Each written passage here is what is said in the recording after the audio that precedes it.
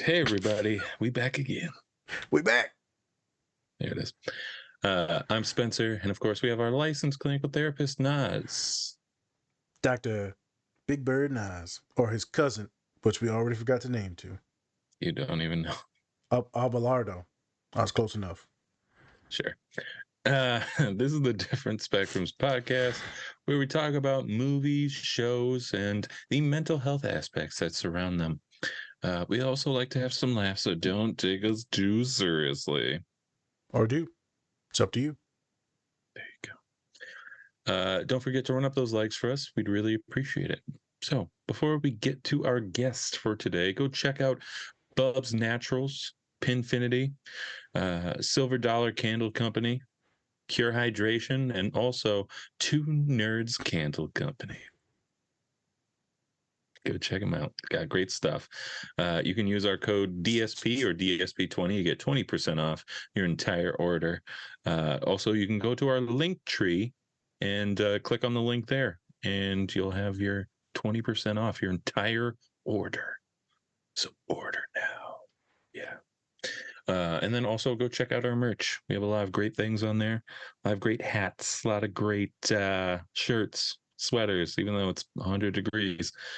That'd be a mistake. We have a lot of great things, stickers, all that stuff. So go check it out. He said that'd be a mistake. Yes, it would. Yes. Death. There it is. So we have a special guest today. He is an AACC certified ADHD coach and advocate. Welcome, Ron, to the show. What's up, guys? Thanks for having me. Yes, lovely to have you. Gamer tag I'm excited. ADHD Ron. Even though I said I wasn't going to say it. Yeah, right. There's no underscores in gamer tags, right? I'm trying to remember. No, I have no idea. It's been a while since I made them. I'm still traumatized from all the little 7-year-olds calling me slurs. So, well, man, they're terrible. Don't act like you didn't deserve it. Jesus. ADHD Ron, people. Hello. What's up? He does not condone everything that is said in the show. No, or he does. I sign off on all of it. It's fine. I trust you guys. Okay. That was a mistake. That was a big mistake. I'll get your social from you later. Yeah. All right. So today we are covering the movie Everything, Everywhere, All at Once. Won a ton of awards. I think pretty much critically acclaimed, all that stuff. So we're mainly going to be talking about, obviously, ADHD in the episode. And even though we kind of covered a little bit of ADHD in one of our previous episodes, it's going to be a great time to have Ron with his perspective as an ADHD coach. So can't wait to get into it. Naz, anything before we get into the clips? Just parroting off of what you said. You know, we did the clip that everyone will see on Monday, and then that's just like some of my stuff, and then some basics, some of the meat and potatoes. But now we're going to have a lot more ADHD guests coming up through their own perspective, case consultations, what they've grown up with, all those different things. So different perspectives, right? Because I'm not the Grand Poobah, it's not the law, I'm not the DSM. Everyone, it's a spectrum. The different spectrums. Different spectrum. See, I like how he says the thing. So he's good. I'm just gonna repeat what you say, and then I sound smart, so it's good. See, yeah. Everyone else is just like, he said something. Should I say something? I'm not gonna say anything. Say something. It's actually pretty funny because when I was at the event with Aurora, had someone come up to our little table. And they're like, "Oh, different spectrums," and like, "Oh, like the spectrum, like if you're on the spectrum." I was like, "You get it. This is your podcast now." And I gave her a card, and then she's definitely going to be listening. So shout out to you if you hear this episode. I don't know your name, but shout out to you. Shout out to that human that did. I lost it. I'm sorry. Shout out to you. Figured it out. You figured out the spectrum thing. Yeah, they did. So yeah, super excited. Let's get into it. Let's check out the scene. We got about 8 minutes of the scene, so it's pretty long. But it's very metaphorical, very representative of what it's like, or one version of what it's like to deal with ADHD, to grow with it, to live with it, to validate it, to affirm it. So let's check it out. Whoop, whoop. Whoop whoop. Whoop, whoop. He did it. He did it. Right. At this point, we don't prep anyone for it. I just wait to see if you. I saw it there and I forgot about it, but you guys did it in order, and I was like, all right, let's go. That's right. I like him. Our first guest from Threads was like, "It's on the script and I forgot to read it," and I just kept it all in. I didn't even edit it. It was awesome. Shame. It was awesome. Shame. No shame. All right, I'm keeping all that in there too. Hey everyone, before we get into the show, please check out our collaborator, Bubs Naturals. They sell a variety of health and wellness products, including collagen peptides, MCT oil powder, coffee, apple cider vinegar gummies, and other amazing products. Go to bubsnaturals.com and use our code DSP20 to get 20% off your entire order. And with that, let's get into the show. I was just hoping that you could explain this.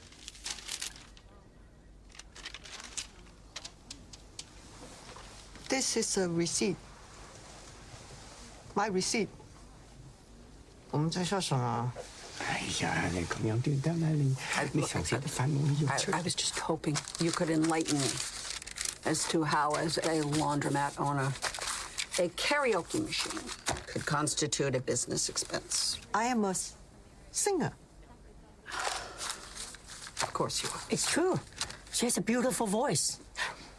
Evelyn, sing a song for her. No, please. That will not be necessary, but I will need a separate Schedule C for each of these businesses because based on what you're trying to deduct, you're also a novelist and a chef. Last time you told me No, that. please. A teacher, and a singing coach, and a Watsu technician. I'm sorry. What is Watsu? It's a water massage. What's a water massage? It's like for back pain, you go get water massage. Or you go.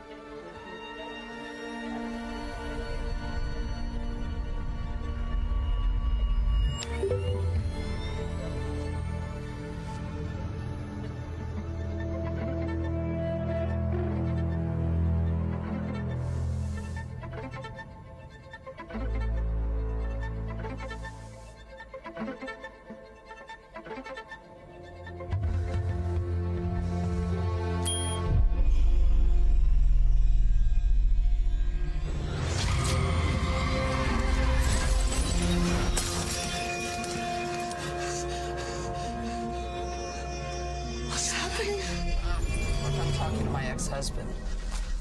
Like I said to you before, mingling of your... It's you messing with my head. Don't she? Me. Relax your body. Don't worry. Calm down, please. Calm down. Relax your body in the other universe, please. Whose deduction? Going to autopilot. Place of business. You can't then deduct it if it's an off. Good.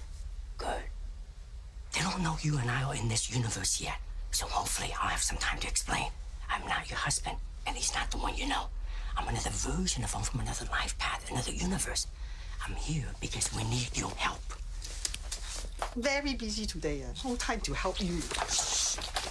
There's a great evil that has taken root in my world, and it's begun spreading its chaos throughout the many verses.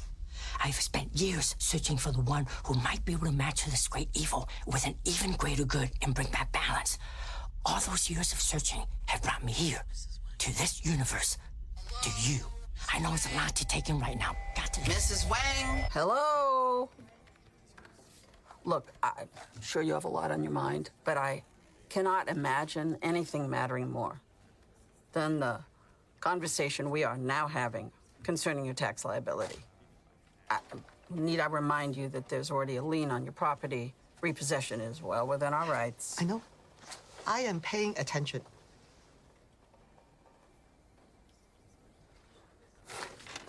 Do you see these?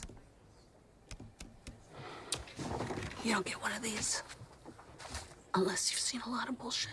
Excuse my French. Now, you may only see a pile of boring forms and numbers, but I see a story with nothing but a stack of receipts. I can trace the ups and downs of your lives. And it does not look good. It does not look good. Sorry. My wife confuses her hobbies for businesses. An honest mistake. Okay. Well, with all of these, honest mistakes, I mean, even if we don't charge you with fraud, we'll most certainly have to fine you for gross negligence. You're always trying to confuse us with these big words. I thought you were going to bring your daughter to help you translate. I am going to bring her. Sorry. She was gonna come. Evelyn, are you paying attention? I cannot talk now. Unless you can help me with my taxes. What is gross necklaces? I know you have a lot of things on your mind, but nothing could possibly matter more than this conversation we're having right now concerning the fate of every single world of our infinite multiverse. Where's the respect for elders? My dear Evelyn, I know you. With every passing moment, you feel you might have missed your chance to make something of your life. I'm here to tell you, every rejection, every disappointment has led you here. To this moment. Don't let anything distract you from it.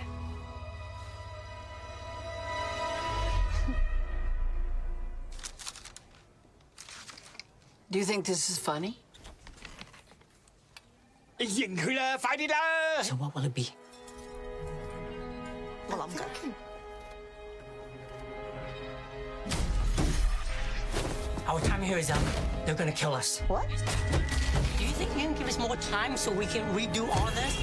Do not worry. This is just a bonus universe we're using for communication. You will know when it is time to fight. You want to redo? You're going to resubmit?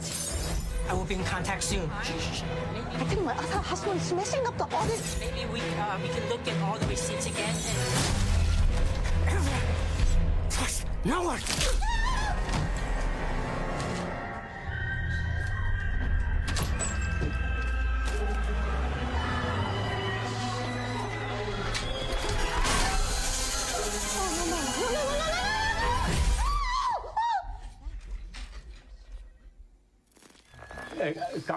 你没事吧？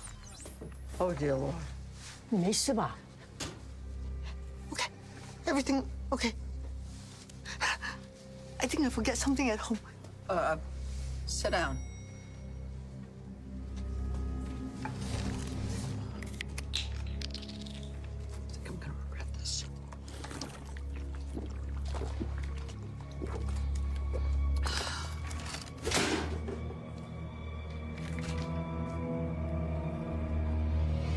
You can go. What? 跟他说了什么？ You will have until I leave the office tonight to bring everything in. 6 p.m. Last chance. Oh, tomorrow is better. Thank you. 6 p.m. Thank you so much. Thank you for the cookies. They look delicious. Last chance. Have a nice day. Last chance.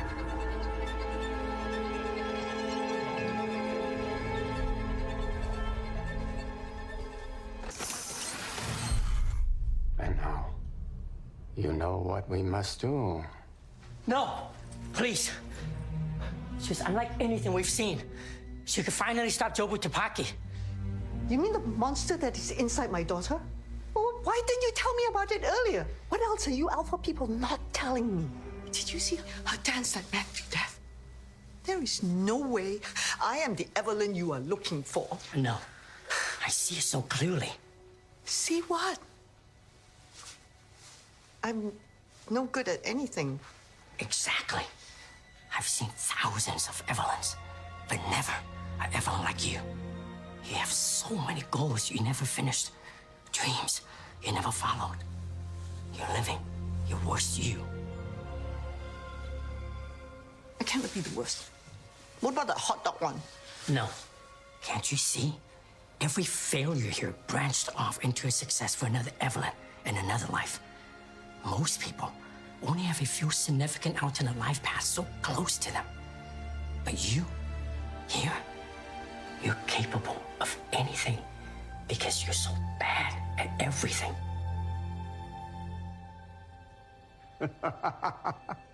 What good is all that power when our mind is already succumbing to that chaos, huh? Hello? Hello, Mom, Dad, what's No. going on? Do not answer. Hey everyone, I wanted to give a special shout out to our collaborator, Two Nerds Candle Company. Not only do they have great products, but they are also giving back to a great cause. You can tell that they take a lot of pride in making their candles. My favorite is Spock's Monday Coffee. They are also donating 10% annually to support Women in STEM, which stands for Science, Technology, Engineering, and Mathematics. You can use our code DSP or go to our link tree to get 20% off your entire order. We think that this company is great, and we think you will too. So go check them out. Hey everyone, we back again. We back and we're live. Wait a minute, where the hell's my big bird? It's been gone the whole time. So, Has it? It flew away. Yeah. All right, we're as live as the big bird that tried to... I'm not going to finish that sentence. We're back. I know you're about to say. All right. Yes, we are back. So before we get into the movie, Ron, would you please tell us a little bit about you and what you do? Yeah. Who the hell are So, I'm Ron, and Yes, that's it, yes. everyone. No, I'm Ron, ADHD coach Ron on a lot of the socials, ADHD _ Ron on Instagram. But I'm a ADHD advocate, educator, speaker, coach. The thing that pays the bills is the coach, but the thing that drives me is the other stuff. When I first started, I was making TikToks in 2020. And I like to say that was a time that I got reacquainted with my ADHD. I was diagnosed when I was 12, and it was a different time back then. It was a big, like, well, here's some meds, go reach your potential. And that didn't work out. There was a lot of shame around it, especially then too. Doctors had said, don't tell people you have ADHD. Yep. They'll look at you different. They'll take you out of advanced classes. And many people at the time believed ADHD wasn't real, right? It was ADHD is just a thing that people are making up to get meds, or it's a thing people are making up because they're not responsible enough, or they don't have they're not being like a big thing was people were telling my parents that they needed to be more strict with me and they needed to teach me responsibilities and things like that. Yep. So that was a tougher time. I was very lucky to be a outgoing, extroverted, charismatic white man. So that really helped. There was a lot of privilege in that. So I got by. I was able to, like, teachers loved me, right? But it was struggled to get in assignments, couldn't shut up in class, things like that. But I found different ways to get through it. Then I went to college and I hated taking medication. I hated at the time I was very against the label of it. Just probably because of the shame that had been around for a couple of years. So I stopped taking meds. I actually struggled, believe it or not, in the first couple of years of college, and was put on academic probation and then got kicked out of school.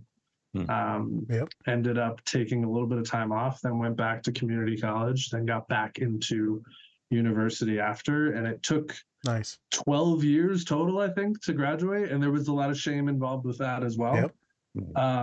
Again, very privileged that I was able to do that, right? I look at so many people that don't have those opportunities, and they're still stuck with the shame. You know, I was very lucky that I had parents who were well off that kept allowing me to keep trying.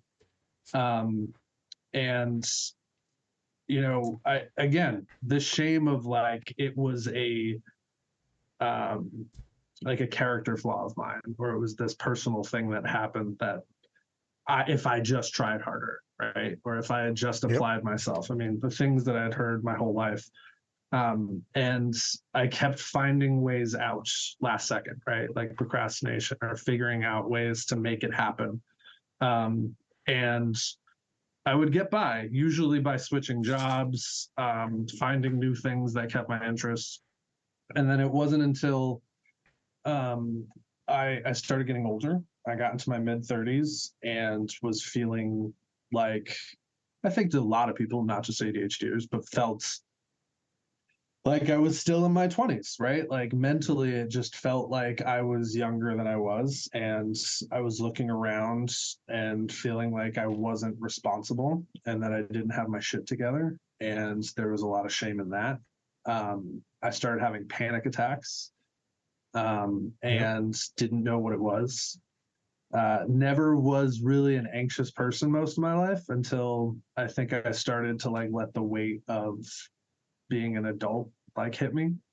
And I remember just like panicking one time, not knowing it was a panic attack and thinking I was having a heart attack and telling my wife, like, we need to go to the hospital. I'm having a heart attack. Like, I think that's what this is. There was a lot of physical things happening. My back was hurting. I was having like knee pain, like everything was going wrong, I felt like. And called a nurse's hotline one night in the middle of the night. And I first said, she was like, okay, I don't think you are, but like, go for it, right? And so called them up. And once I said out loud, I think I'm having a heart attack, to a nurse, it like everything went away. And I was like, oh, I'm not having a heart attack. And then I was like, there's something wrong with me right now. And I don't know what it is. I talked to a friend who, and this thing like really still resonates with me to this day, but that when there's something wrong with your body, work on your mind. And when there's something not right with your mind, work on your body. And so at the time, both things were happening. So I was like, okay, I need to, you know, I tried to like up the amount of times I was walking and working out. And I started meditating for the first time in my life, was really a struggle. And then I found a therapist, and all things made me feel a lot better. And I've been sticking with therapy since then. A huge advocate for therapy. It completely changed my life. And at the time, I was in real estate and actually doing well, but just not happy with it. And so I was talking with my therapist, and he started asking me things about like growing up. And I mentioned that I have ADHD, and he had said, like, are you on medication now? And I was like, no. Would that be something you'd want to go back to? I was like, maybe, right? Like I might, maybe I want to revisit that. I started researching a lot about having ADHD as an adult, and really just like hyper focused on it, became obsessed with like learning about it. And at the time, my wife was making TikToks, and she's an actor, and so she's doing dance TikToks and being hilarious like she always is. And I was like, you know what, I'm gonna start making some TikToks about what it's like to have ADHD. And you know, and I'm sure you've seen plenty of videos like that, but doing that was really helpful for me because I realized around that time I was a verbal processor, and I learn by telling my story, by teaching, by like getting it out there, which might be why I talk so much, but like that's how I process things, right? And so being able to share my story and be vulnerable too, like one of my favorite like videos I sent to like people, like, I struggle to brush my teeth twice a day. And I know that there's a lot of shame. Like, people don't talk about that. Like, that's such a simple thing. There's a lot of kids that struggle to take showers every day. And a lot of times it's not because they forget. Like, there's some sensory issues with that. There's this idea of transitioning. Sometimes it's boring and it's the last thing we want to do. And so understanding this stuff is the first step, is first not feeling guilty about it and not feeling ashamed to tell people about it. So I kind of felt like, as someone that doesn't get super embarrassed easily with that stuff, that I can help people by opening my big mouth and talking about it. So I started doing that, and got some really awesome responses. And what was really beautiful about that was it allowed me to realize a passion that I didn't know I had. I was brought to tears a few times, and this was before I did anything but post TikToks, where people would reach out just thanking me for validating what they're going through. I had different moms say, like, your story reminds me of what my son is going through right now. And that's where I had this like pull to be like, I have to do something with this. And like, I don't care what it is, but like, this is important to me, and I need to make this my thing. I was very lucky that my wife is so damn supportive. I was nervous to tell her that I wanted to like make this change, because you're told your whole life that like, oh, what, another new thing you're gonna do, right? And so I remember walking home from a friend's house and being like, hey, I think I want to try to get certified for ADHD coaching. And just like, without missing a beat, she was like, fucking of course. Like, yeah, that is you, dude. Like, that's you. Like, go. Oh my God, I'm so excited for you. And that was like, from that moment till now, I've never felt as certain with what it is that I'm doing. And what's beautiful is too, like I said, I have all these things in the beginning, right? Where I'm an educator, speaker, advocate, and coach, because I get to do so many different things under the umbrella of what ADHD is. So I get to continue to find the thing that inspires me, and keep working with the community any way I can.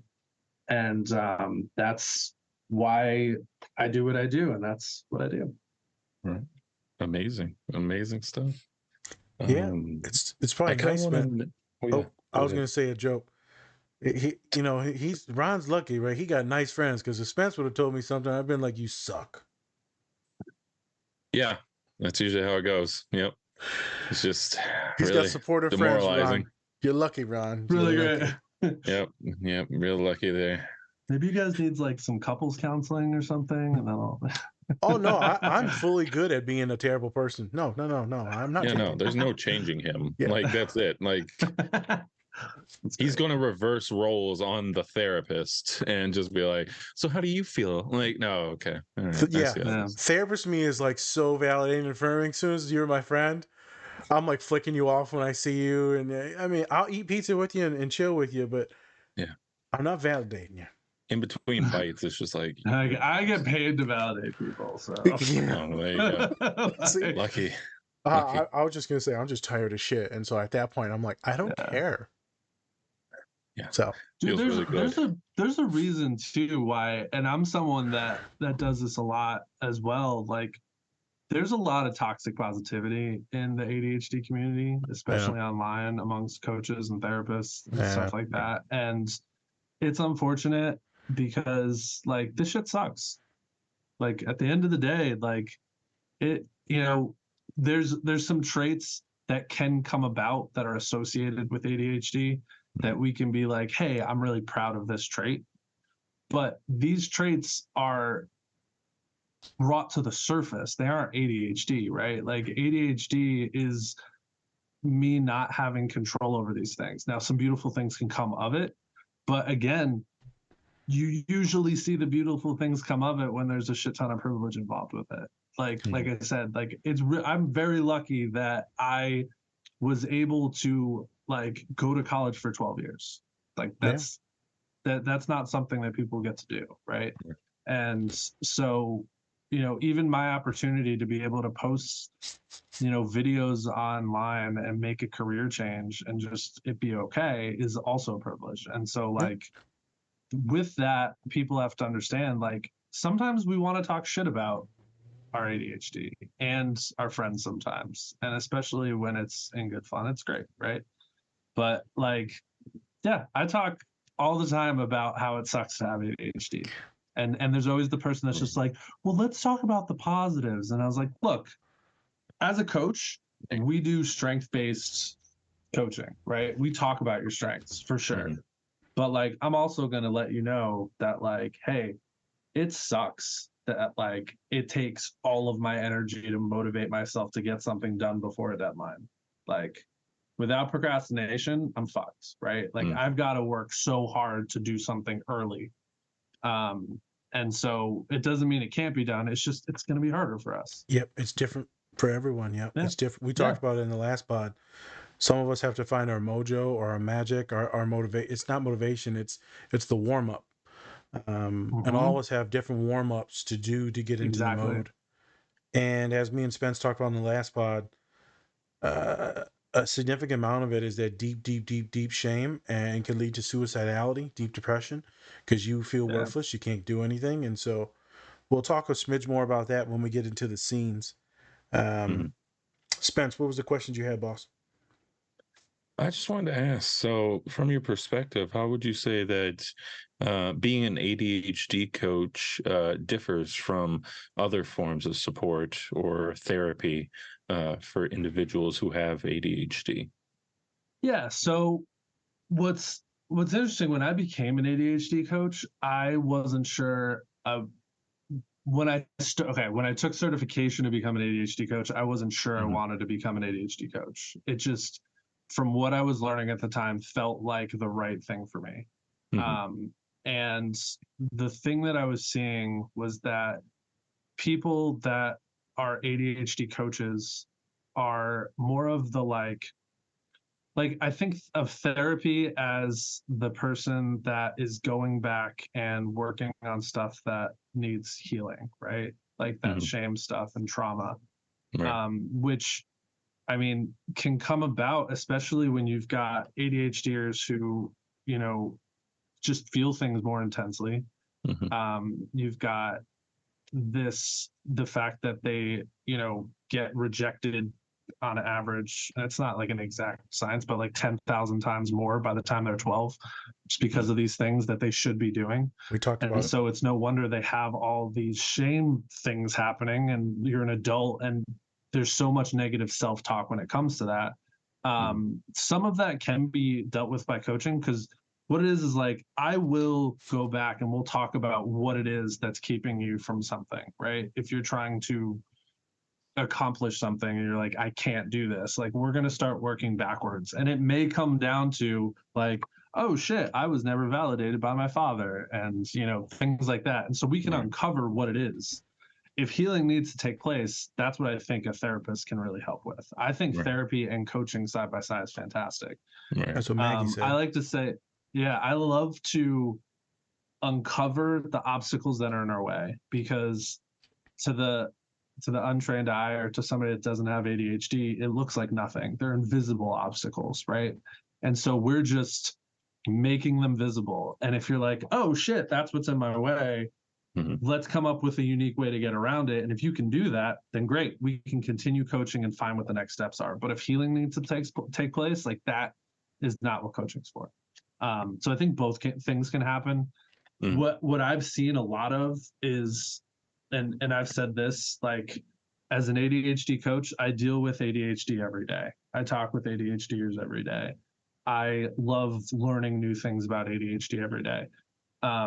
And, Naz, you can speak to this probably, like, you deal with so many different situations as a therapist. And even if you are specialized, right? But like, there's so many other things that you're learning about. I know my therapist, and there's a lot of therapists that are just not caught up on ADHD. I know my therapist told me, he's like, I basically had like a page to learn about ADHD when I became a therapist, and that was it. And so much has changed since then. Like even just year after year, we learn so much more. And he had someone in his family diagnosed, so it was very important for him to get caught up on it. So I was lucky that that's why he's been great. But also, like he says, how much he learns from me about ADHD. And I think a lot of ADHD coaches have a ton of knowledge in that area because we do become specialized. And, you know, we can talk about where education's going these days, but there's so much information out there and so many ADHDers are great researchers. Like there's a lot of content creators that aren't coaches, that aren't therapists, that know their shit because they've become obsessed with learning about it. I think it's important that people are certified to help you, like absolutely. But I mean, I've said this, and there's a lot of coaches that disagree with me, but like I've met ADHD coaches that are not certified that are fucking fantastic. They're amazing at what they do. They're knowledgeable and they know their shit. Right. And then I've met ADHD coaches that are certified that are a little less than awesome. And I know that for therapists. I know therapists that are psychologists, psychiatrists, and they're quite awful. Someone on Threads the other day brought up, they said BetterHelp was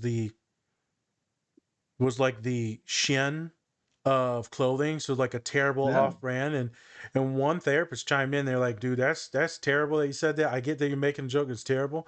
So I chimed in and I said, yo, I work at BetterHelp as just to pick up some extra money and to see if I wanted to do individual clients other than just students. And I loved it. And I've been working with the same batch of clients for a long time now.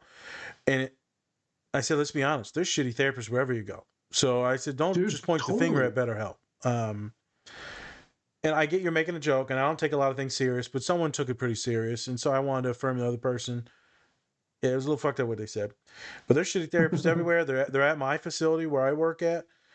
Earlier, I gassed any line of work, right? Any line of work. When I was in real estate, I used to say, like, there are some, like, loan officers that, like, not all loan officers are created equal. Not all, like, insurance agents are created equal. Like, everyone, it doesn't matter what now, what's great about certification is it does kind of help you, you know, there's a credibility from having to like, So again, I say this to all my coach friends that are certified that get pissed at coaches that aren't. Look, I think it's great, but we also have to like vet ourselves. Like I call out coaches that are BSing all the time. Yep. And, you know, I expect the same thing. Something I learned very early on TikTok, because I think I asked the right question and it was totally like I backed into this. So not taking full credit for it. But I was really curious as to why people were upset that some coaches were just wanting people to be positive and why other coaches were like, that's ableism and toxic positivity. I didn't know what it, as a white dude, didn't know what ableism was, which makes sense, right? And so learning that, like, I asked questions and people came to me, stitch videos and put it in ways that I was like, oh my God, I totally didn't get this. Like, this makes so much sense. Holy crap, this is opening up my mind, this stuff. And I think online, so often we get defensive because we're like, I have this perspective and people are attacking me, right? Yep. But if you're able to come at it from a place of like, all right, how do I do better if I think I'm in the wrong here? And so I think I always say, if I say something that's incorrect, please let me know. Like, I want to do better, right? Like this whole thing of normalize changing your opinion when information is presented to you. New data. It doesn't mean always changing your opinion, but like, be willing to grow. Like the reason I do this is because I give a shit and I care. You know, when I started to become a coach, it was like, I want to help 12-year-old Bron. Like that's what I want to do. And so I ended up coaching more adults than kids. But I still coach kids and I found a new love for coaching adults that are struggling like me now. But I want people to feel as validated as I have in my life. I want people to have that moment that I had a few years ago when I really just like hard stop, just like, I'm going to give myself some grace. And I'm lucky that I was able to do it. Yeah. But it took a lot of work, and it was almost like I was like determined to like fix this shit. And I know it's hard, and I want to help people get there. So cool thing, and then we'll get into the scenes. Cool thing about ADHD is we talked about the 7 different types the other day, and how, you know, Dr. Amen and a bunch of other therapists, they break it down in categories. One of them is the over-focused or hyper-focused, so the obsessive component. And so you'll see a lot of ADHD folks that we talked about that have that. You also see a lot of neurodivergent folks on the spectrum that have that. And so there's the executive functioning issues until that brain switches on, and then it's full blast. And so I like that you brought up that some of these coaches are like magnificent, and they aren't certified. They have all the knowledge. I love saying this. If you talk to someone, not everyone, so don't generalize it to everyone, but most folks that are on the spectrum are one of the best researchers you ever meet in your life. There's a good reason why you look at a lot of these PhDs and doctorates like myself, they're obsessive. And obsessive to a point where a lot of us, I'm telling you, are neurodivergent. To go and to dig and go through all the trauma of education, the trauma of all these other fields, there's a certain aspect to research. And I love asking neurodivergent folks questions about their specific interests. They know everything. We know everything, and it's wonderful. And I'll just sit there and just listen because I love learning. So the fact that you see it in some of these coaches is awesome. Could be an ADHD component, obviously, but also some of them might be a neurodivergent, just a wonderful researcher. Sure. Some of them could be passion, just drive and love, and empathy. Deep empathy can drive you. I love that you brought that up. I love that we know that, you know, you could be good at one thing and not fully certified. I get that you want them to be certified because it's about accountability and licensure, right? They want that. It's the same thing. I guarantee you that therapists see like coaches. They're like, but you're not there. You didn't do the 2 years or 4 years or 7 years of schooling. Guarantee that's the thing. If I'm being honest, I ain't got time to deal with a lot of ADHD stuff because I got a lot of clients and at the school, and I don't get to see them that long because there's too many damn students. 50,000 students. So I'm working on like real trauma and deep shit, making sure they don't damn kill themselves. I'm working on anxiety and panic attack stuff. So when it's just pure ADHD, I'm like, look, brother, I can't work with you. I'm gonna work with you for a couple sessions. Then I'm gonna kick you to my intern, and they can spend longer with you. I'll put you in an ADHD group or the accountability group. But as long as you're good mentally and it's an ADHD thing, I'm like, I got to tap out. And so that's when I refer to folks like you. I got to tap out because now I got to get to the other people that are like, for lack of a better word, damaged and they need healing. Totally. So I like how ADHD coaches, I didn't even know that was a thing until like a year ago. Because I do it with my interns, and I do it with the case managers at the university. I do it with student teachers. You do your best in what you're specialized in, and then when you can't handle it or there's other people that can take over, refer out. Always refer out. So as Maggie that came on a couple weeks ago. Oh, sorry. Yes. She did a pod with us a couple weeks ago, but technically it'll release like 1 week before this. She talked about the same thing, coaching and therapy hand in hand. There's lines and you diverge them. Same way with me with medication. There's some things I can talk about, and then I need you to go to the doctor. There's nutrition and diet stuff I can talk about with my eating disorder clients, and I have a lot of them. A lot of them are neurodivergent. But now I need you to see a nutritionist, a dietitian, and a doctor. It's always best to know your role, to know all the other roles and how they affect the client, but you can't do harm, and so thus you have to refer. And I think using a coach to do that is wonderful. And so I'm glad that you brought that up because I haven't talked about that yet. And Maggie made me think about some things and then think about how I do my own practice at the school and then how I'm probably going to run my clinic when we open it up in Detroit. Nice. Spencer's side story. Yes. A couple jobs popped up and I'm like, don't do it, Nas. Don't apply. Don't. You said you were going to do this thing. Don't. Just focus on Detroit and happiness and community. Wait a minute now. But there's a couple shiny jobs that popped up and I'm just like, don't do it. Don't do it. I'm not going to do it. I'm not going to do it. I'm not going to apply to this athletic director position. Again, I'm not doing it. Another one. No one pops up. Yeah. and I Thanks a guarantee lot, you, Baylor. I guarantee I can get this one, but it's a lower pay than what I want. But at the end of the day, it's community that I want, and I'm tired of being alone. And so I have to move. I cannot let my ADHD take a hold at this shiny new object. I have to stay focused. Yeah, and I will say, talking with Aurora FC, kind of getting back to like the community thing, is like that's what they're all about, is community, and that's why it's so great to connect with them on a level. And then I can't wait to we actually get into interviewing them, because they talk about community. And I had a great discussion with Andrea over at Aurora FC, and how, a lot of the times people who sign up for their community engagement things, Aurora is the first one to reach out in terms of like sports teams. And so that's why I told her, I was like, yeah, you were the first ones to actually reach out to us and wanted to collaborate on something, and gave us a chance to actually go and talk to a community that is very, very great. They have a great community over at Aurora FC. So It's kind you of got leading you gotta into love that. women and women's teams and how open they are to helping out the community and women-based, women-led organizations. It's the background of a lot of things in America and the world, but they don't get a lot of credit.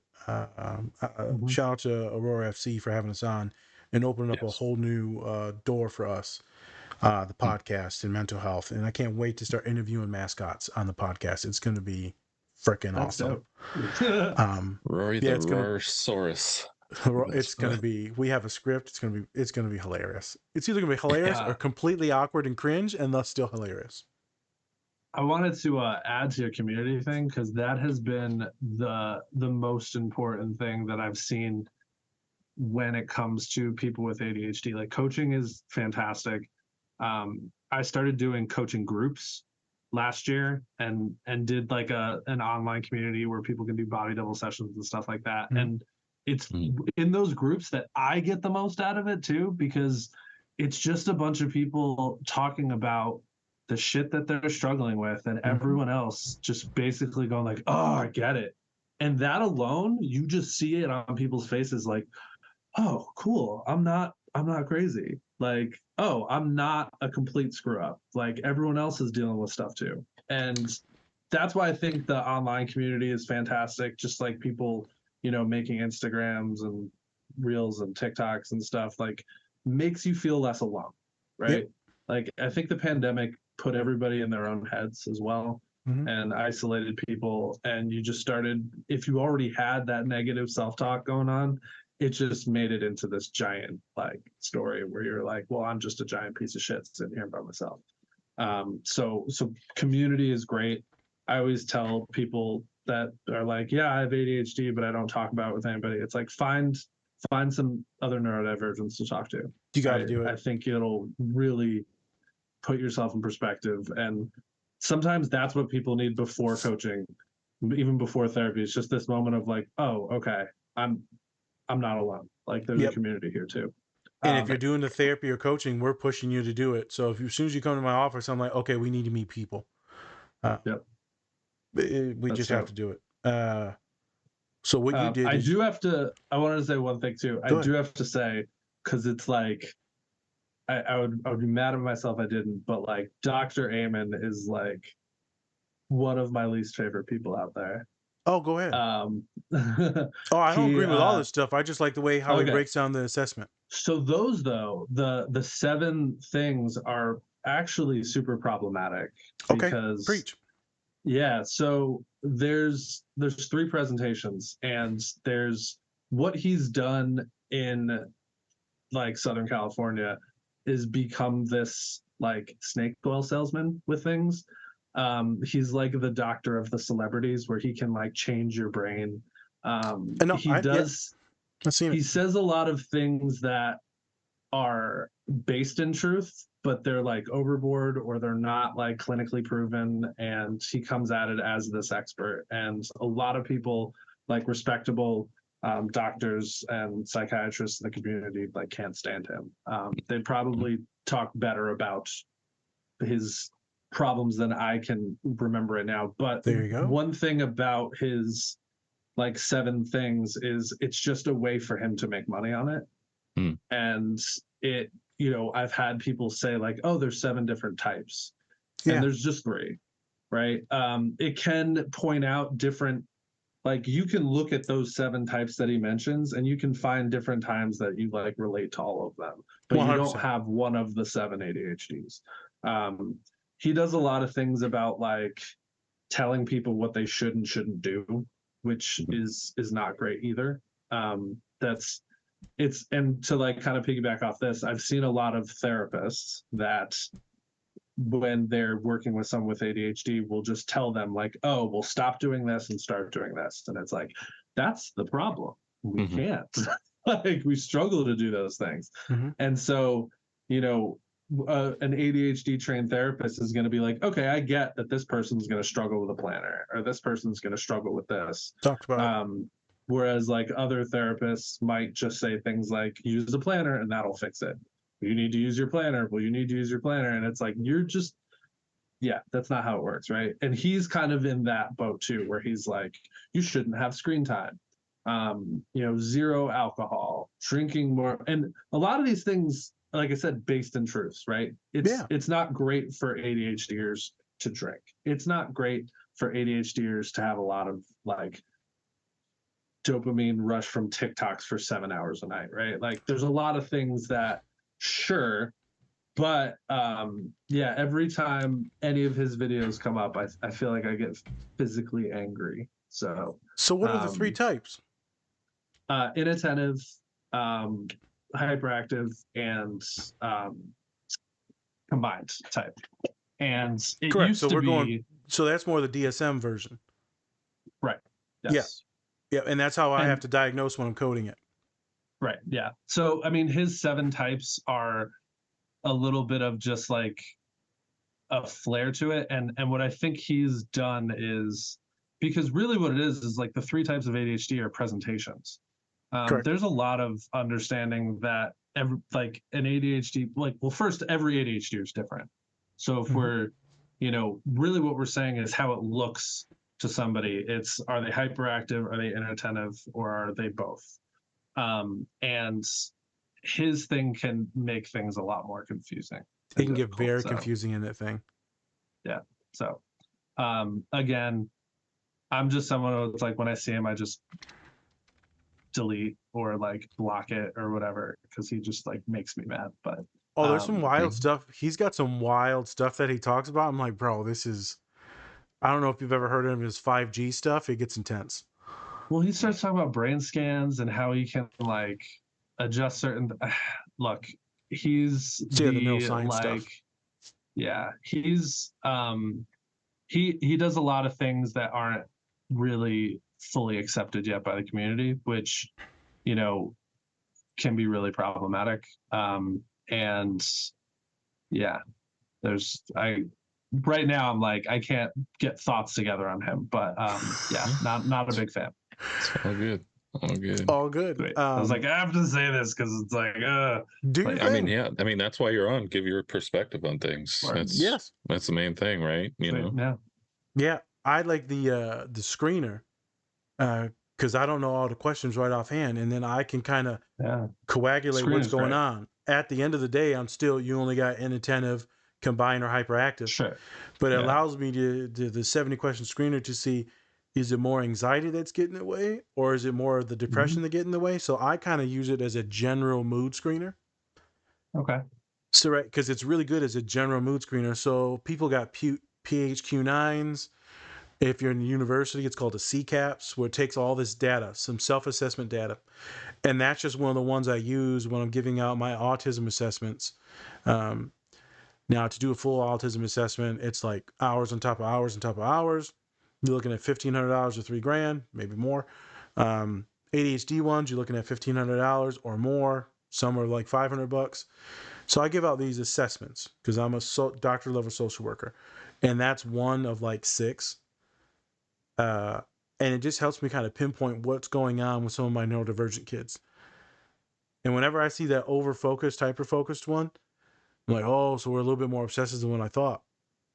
And then that helps me relate to the doctor, like, hey, there's a couple of medications that might be really good for them, such as Prestige, Effexor, and a couple other more stimulant ones if we don't want to go right to like real stimulants, because many of my clients are scared of that.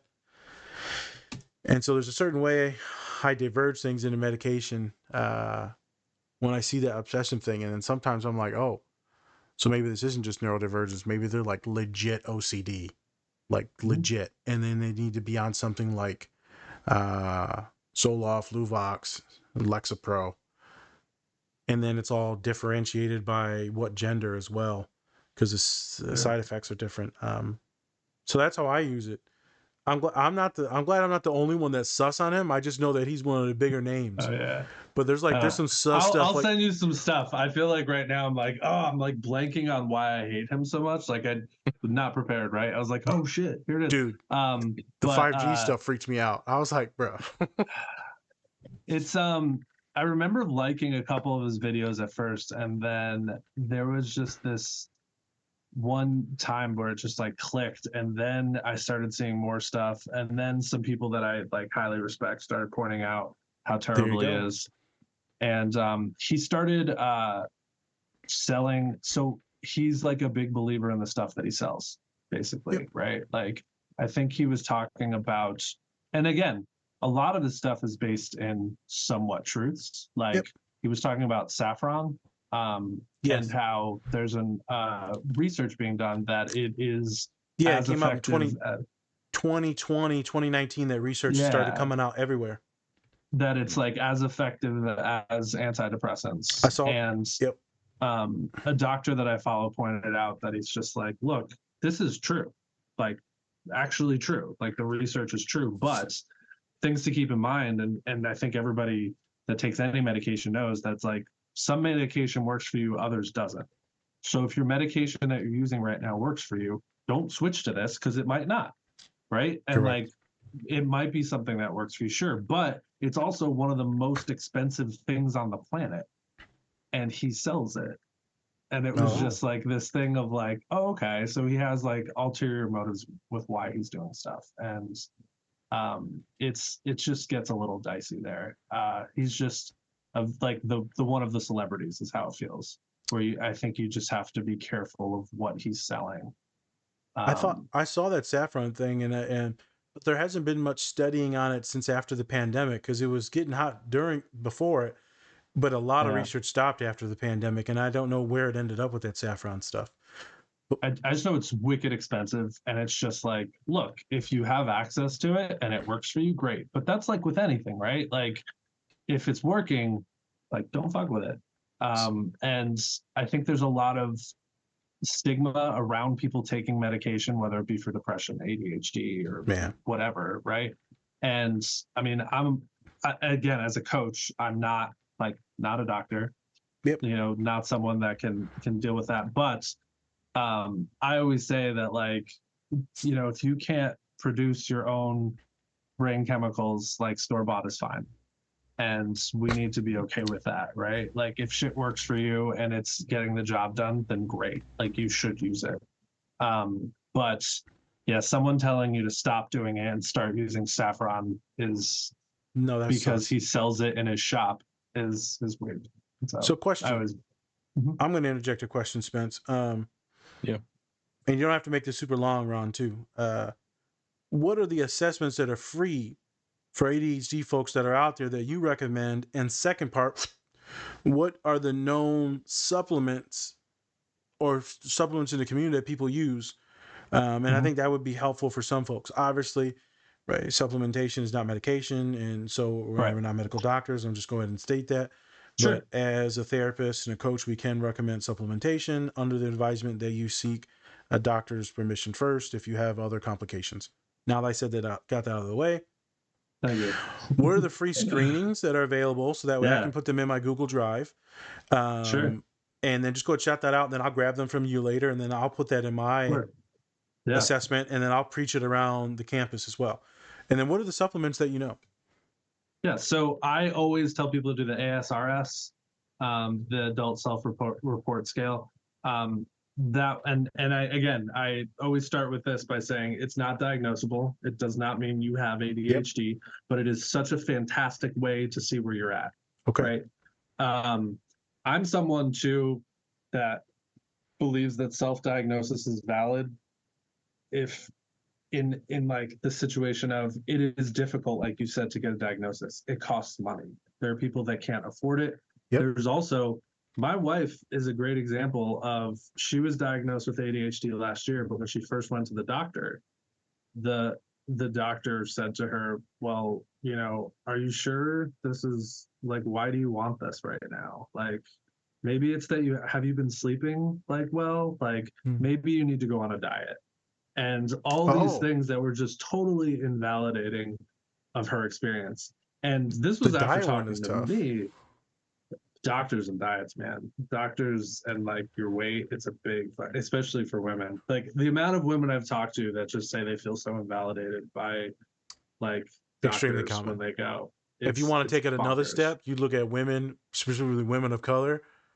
Yeah, you're getting full on shit on. But there's actual real data proving the inequalities in healthcare amongst women of color and then people of color. But for sure. The diet one, Jesus Christ, I don't know if I would have ever recommended someone go on a diet. Maybe recommend eating a few more of certain foods. Sure, because the nutrients, Yeah, but that's about it. But yeah, oh, by the way, you should lose some weight so your focus gets better? Fuck off. Dude. Hey, are you a nerd? Do you like pins? If you're like any of our followers and you said yes, you should check out our collaboration with Pinfinity. They have Power Rangers pins, Transformers pins, and for all of our bronies out there, My Little Pony pins. Go check out our link tree or use our code DSP to get 20% off your Pinfinity order today. And that's the thing, right? Like so she brought in this assessment, and the thing that like I tell people when you're doing the assessment is, you know, give real life examples, because I think the whole point is with whether it's mental health or whether you're going for your physical health, like the job of the medical community is to like increase your quality of life. And so if your quality of life is struggling, like they should be there to be like, okay, how do we help you? Yep. So bringing in the ASRS, and when you answer the questions, like on the side of it, I always tell people like write a real life example of how this is affecting you. Talk about how it's affected you your whole life. And, you know, her bringing that in and being invalidated just like really sets it for me. Like, one, it's so difficult for me to make a doctor's appointment, like as an ADHDer, right? Like that's like the worst thing for me. I hate calling the doctor. Literally just talked about it with a client yesterday. I said, do not leave that doctor's office until they make an appointment. She said, Nazir. That's my real name. And I know it's serious when she said Nazir. She said, they kicked me out. And I knew it as soon as they kicked me out and they said I couldn't make it. It's been 10 weeks now. She hasn't done a follow-up for a medication. I said, Jesus Christ. I said, you do not leave that goddamn office this time until you get an appointment. I don't care if you got a call in the lobby. You're not going to let them screw you like this again. It's bullshit. It's crazy. It's so inappropriate. That's why I say like self-diagnosis is valid in that sense, because you can get the support you need. Obviously, you can't get the medication you need. But at least feeling some type of validation is important for people. So making sense of your world. Exactly, right? And continually learning and being open to learning more about it. I think that's really big in the autism community too, because of what's in the DSM and what it's like to, you know, understand how autism is a spectrum, and there's so many different ways someone can be autistic. So, but yeah, I think taking the ASRS is a perfect starter for that. As far as supplements, gosh, I really try hard not to, because again, I'm very big on, I don't want to give advice or tell people things that hasn't been tested. I'm all about like science says it, that's what we should empirical data with. And so with supplements, I can say what I know has worked for some people in certain instances. I mean, things I tell people, right, is like, careful what you take in the mornings with your medication, because if you drink orange juice or anything that has like vitamin C, it can fuck with your medication. Oh. And that's like a study that came out, because and not a scientist, so we could look up exactly why, but like that's a thing, right? And then at night I take magnesium, and that people have said, and again, for a lot not of saying things. this is proven, but like magnesium can help you come down off of medication. It's really great for sleep, because it's like supposedly like keeps you asleep longer. And those are the thing, like magnesium's the thing that I stick with. I try to get vitamin D and iron. Iron can be a big thing that really, like a lack of iron can really increase your ADHD symptoms a lot. It can cause a lot of depression too. Sure. One of the best things for people when it comes to nutrition and ADHD is getting protein in the morning. However, you've got to get protein. And that's usually what sets me up for success the best throughout the rest of the day. There we go. Okay. So I've seen some of the studies. I usually advise a bunch of different things, right? A bunch of different things. Mm-hmm. But maybe I'll learn something. Give me something. What do you got? Well, this is what usually one of the studies is showing that specifically after exercise. So it's that 90-minute to 2-hour window after exercise that the brain is a little bit more stimulated, because your body, right? And so thus it's the neural synapses are more stimulated, and thus you're able to focus and pay attention a little bit more. Now, could that those studies be a little polluted because maybe it's serotonin and dopamine that's making you feel better and more concentrated? Yes. So for some of my clients, I like them to try to exercise regularly. Now, exercise is a bad word. People get freaked out by that. Exercise is so great though for ADHD. Like that's proven. It's a horrible, sure. So. scary ass word though. And so when you're going into the schooling, right, is we call physical activity. There you go. I don't give shit what you do. I don't care if you're playing Guitar Hero. I don't care if you're just pacing, neurodivergent stimming and pacing your house. I just need you to get your blood pumping a little bit. Maybe it's a little yoga. Maybe it's just a walk outside. Maybe it's like my best friend and pacing in circles. Maybe you go to the gym and you lift weights. Maybe you go play basketball like me and Spencer. But that window afterwards, after you come home, right, that's usually a really good window to be really applicable in the work that you're doing. Because our mind is looking for satiation. And so when it doesn't find that, it wants to start shit or chaos. And that's when we start to get really anxious and look for things and get cringy, or that's when we start to tease our friend, or that's when we want to talk and look. As long as our mind is a little bit more stimulated, we can focus. Exercise is a wonderful thing to knock out a bunch of different barriers. Word exercise is scary. Replace it with physical activity. I usually try to get people, they're like, I'm going to do it 7 times a week. No.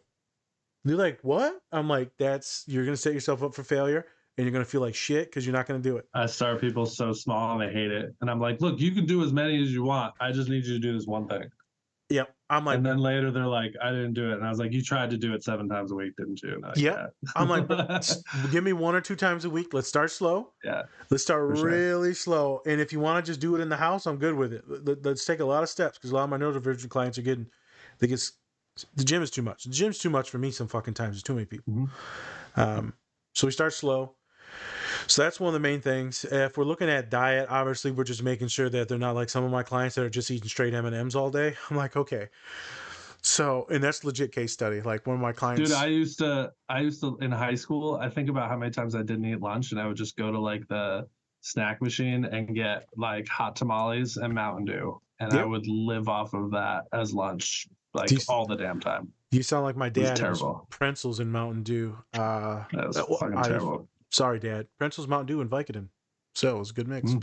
Those are good days. It's a hell of a cocktail. I wonder why his body doesn't work anymore.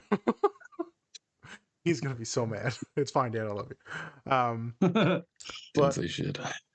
Yeah. So Spencer didn't say nothing. I said all this. Yep. Ron laughed, so he's gonna come for you, Ron. Yep. Yeah. Better Google him. He's gonna be in that wheelchair. Come right now. Spencer, did you just say Google him? Please do not Google him. I certainly did. Yeah, do not do that. This is an inside joke that we will not get into. Uh, so that's one of the big things, obviously, making sure that their diet is somewhat appropriate, baby steps, working into better foods.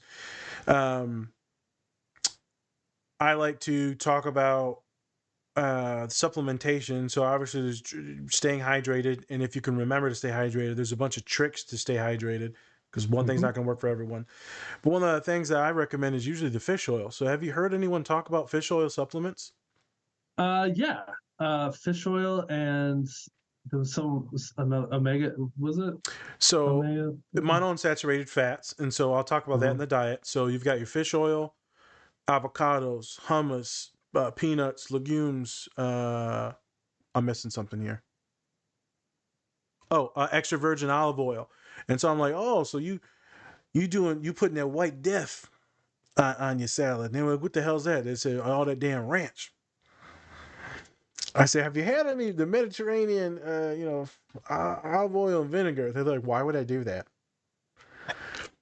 So, right, there's correlational data, really good studies on just brain health, heart health. There's some studies on, depression. And there's some studies with folks on diets and stuff like that, and bipolar depression disorder.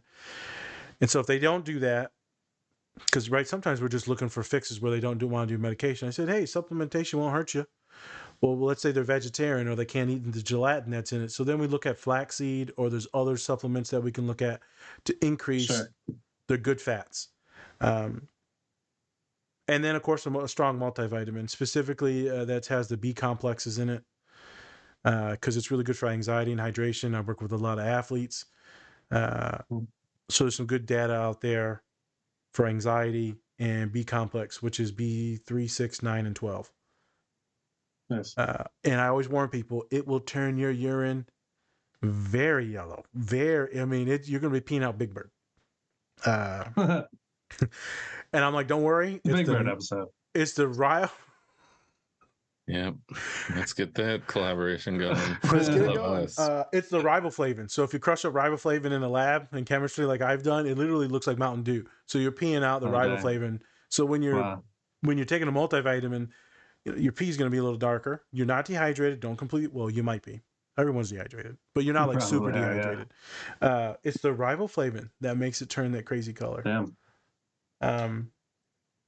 So I those like are the what you were things. saying with like physical activity, right? Not exercise, but it's perfect for ADHDers to like try different shit, right? Because so often we start to say like, okay, I'm gonna work out, and obviously we'll say 7 times a week, but like let's say we start small. It's like, all right, I'm gonna start by working out twice a week, and I'm gonna up it to 3 and then 4 or whatever, right?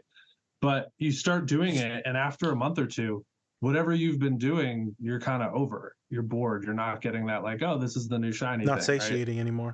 Yeah. So sometimes we think this lack of consistency is this personal fault, but I found that for us, it's the lack of variety. And so like, be cool with mixing your shit up, right? Yep. Like the way you do it.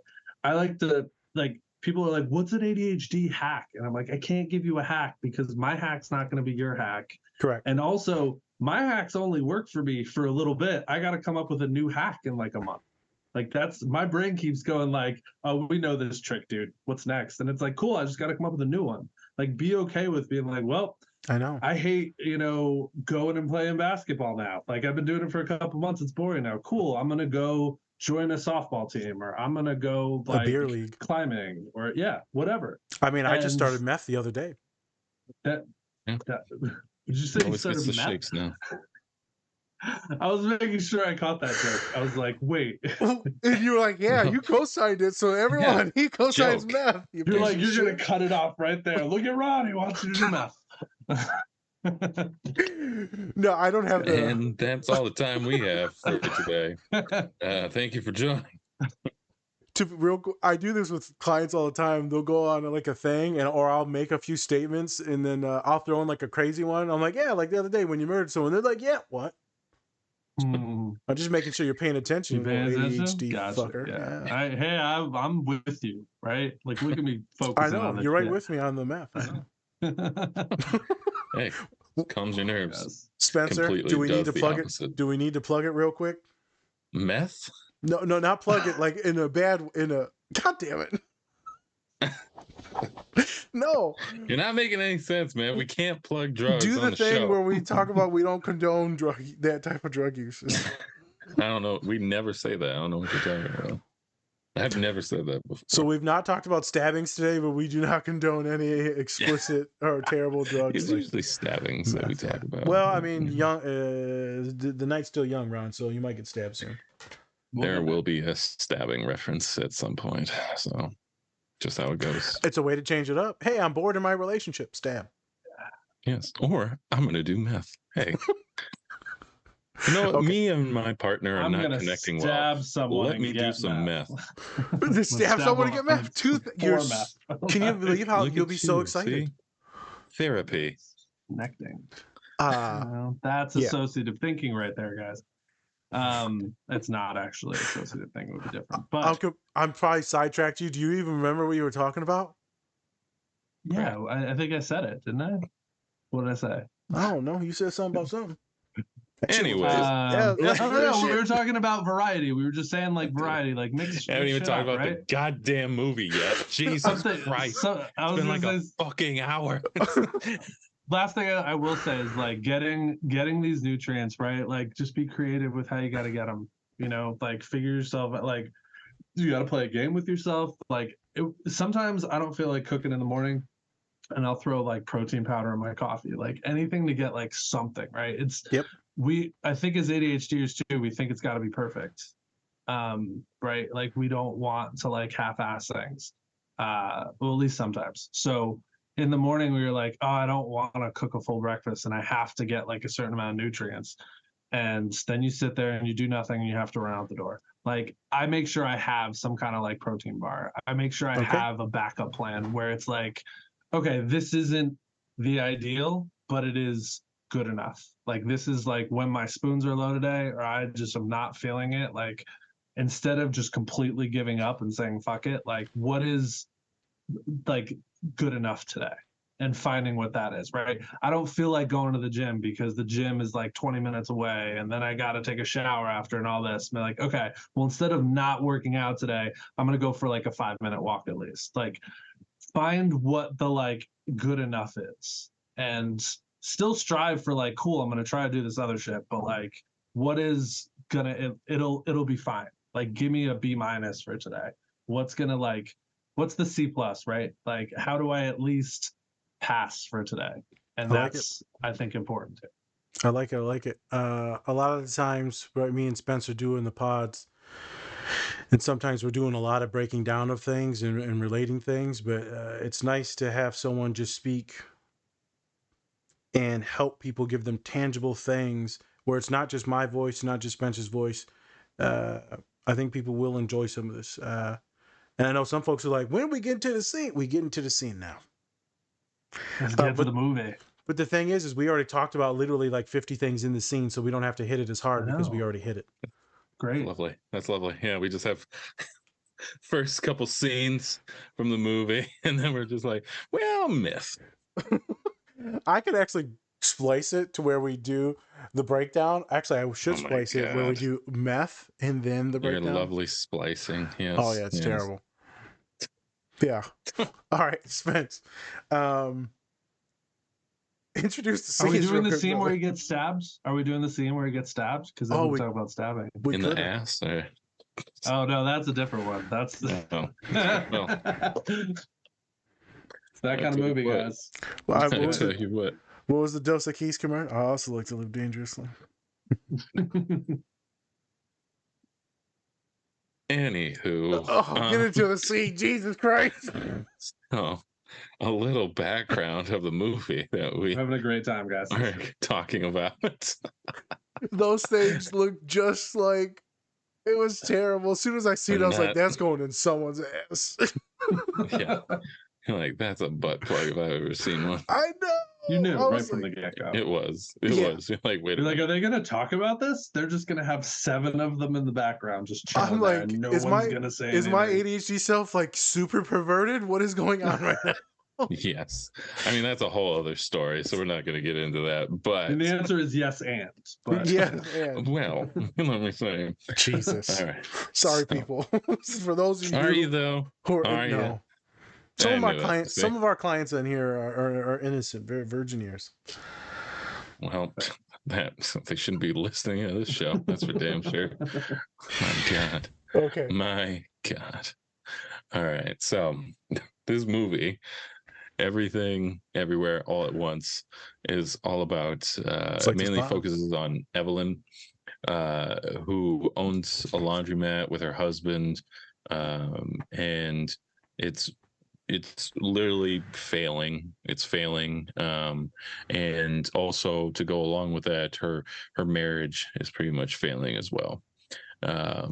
And then she also has to deal with her father, who's just like a tight ass and who is always criticizing her and what she does. And so, kind of going through it, they're in the IRS office, talking to I think it's Deirdre, and they're talking about how they can kind of fix a business, but the paperwork is all messed up and they didn't bring all the right things and all of that.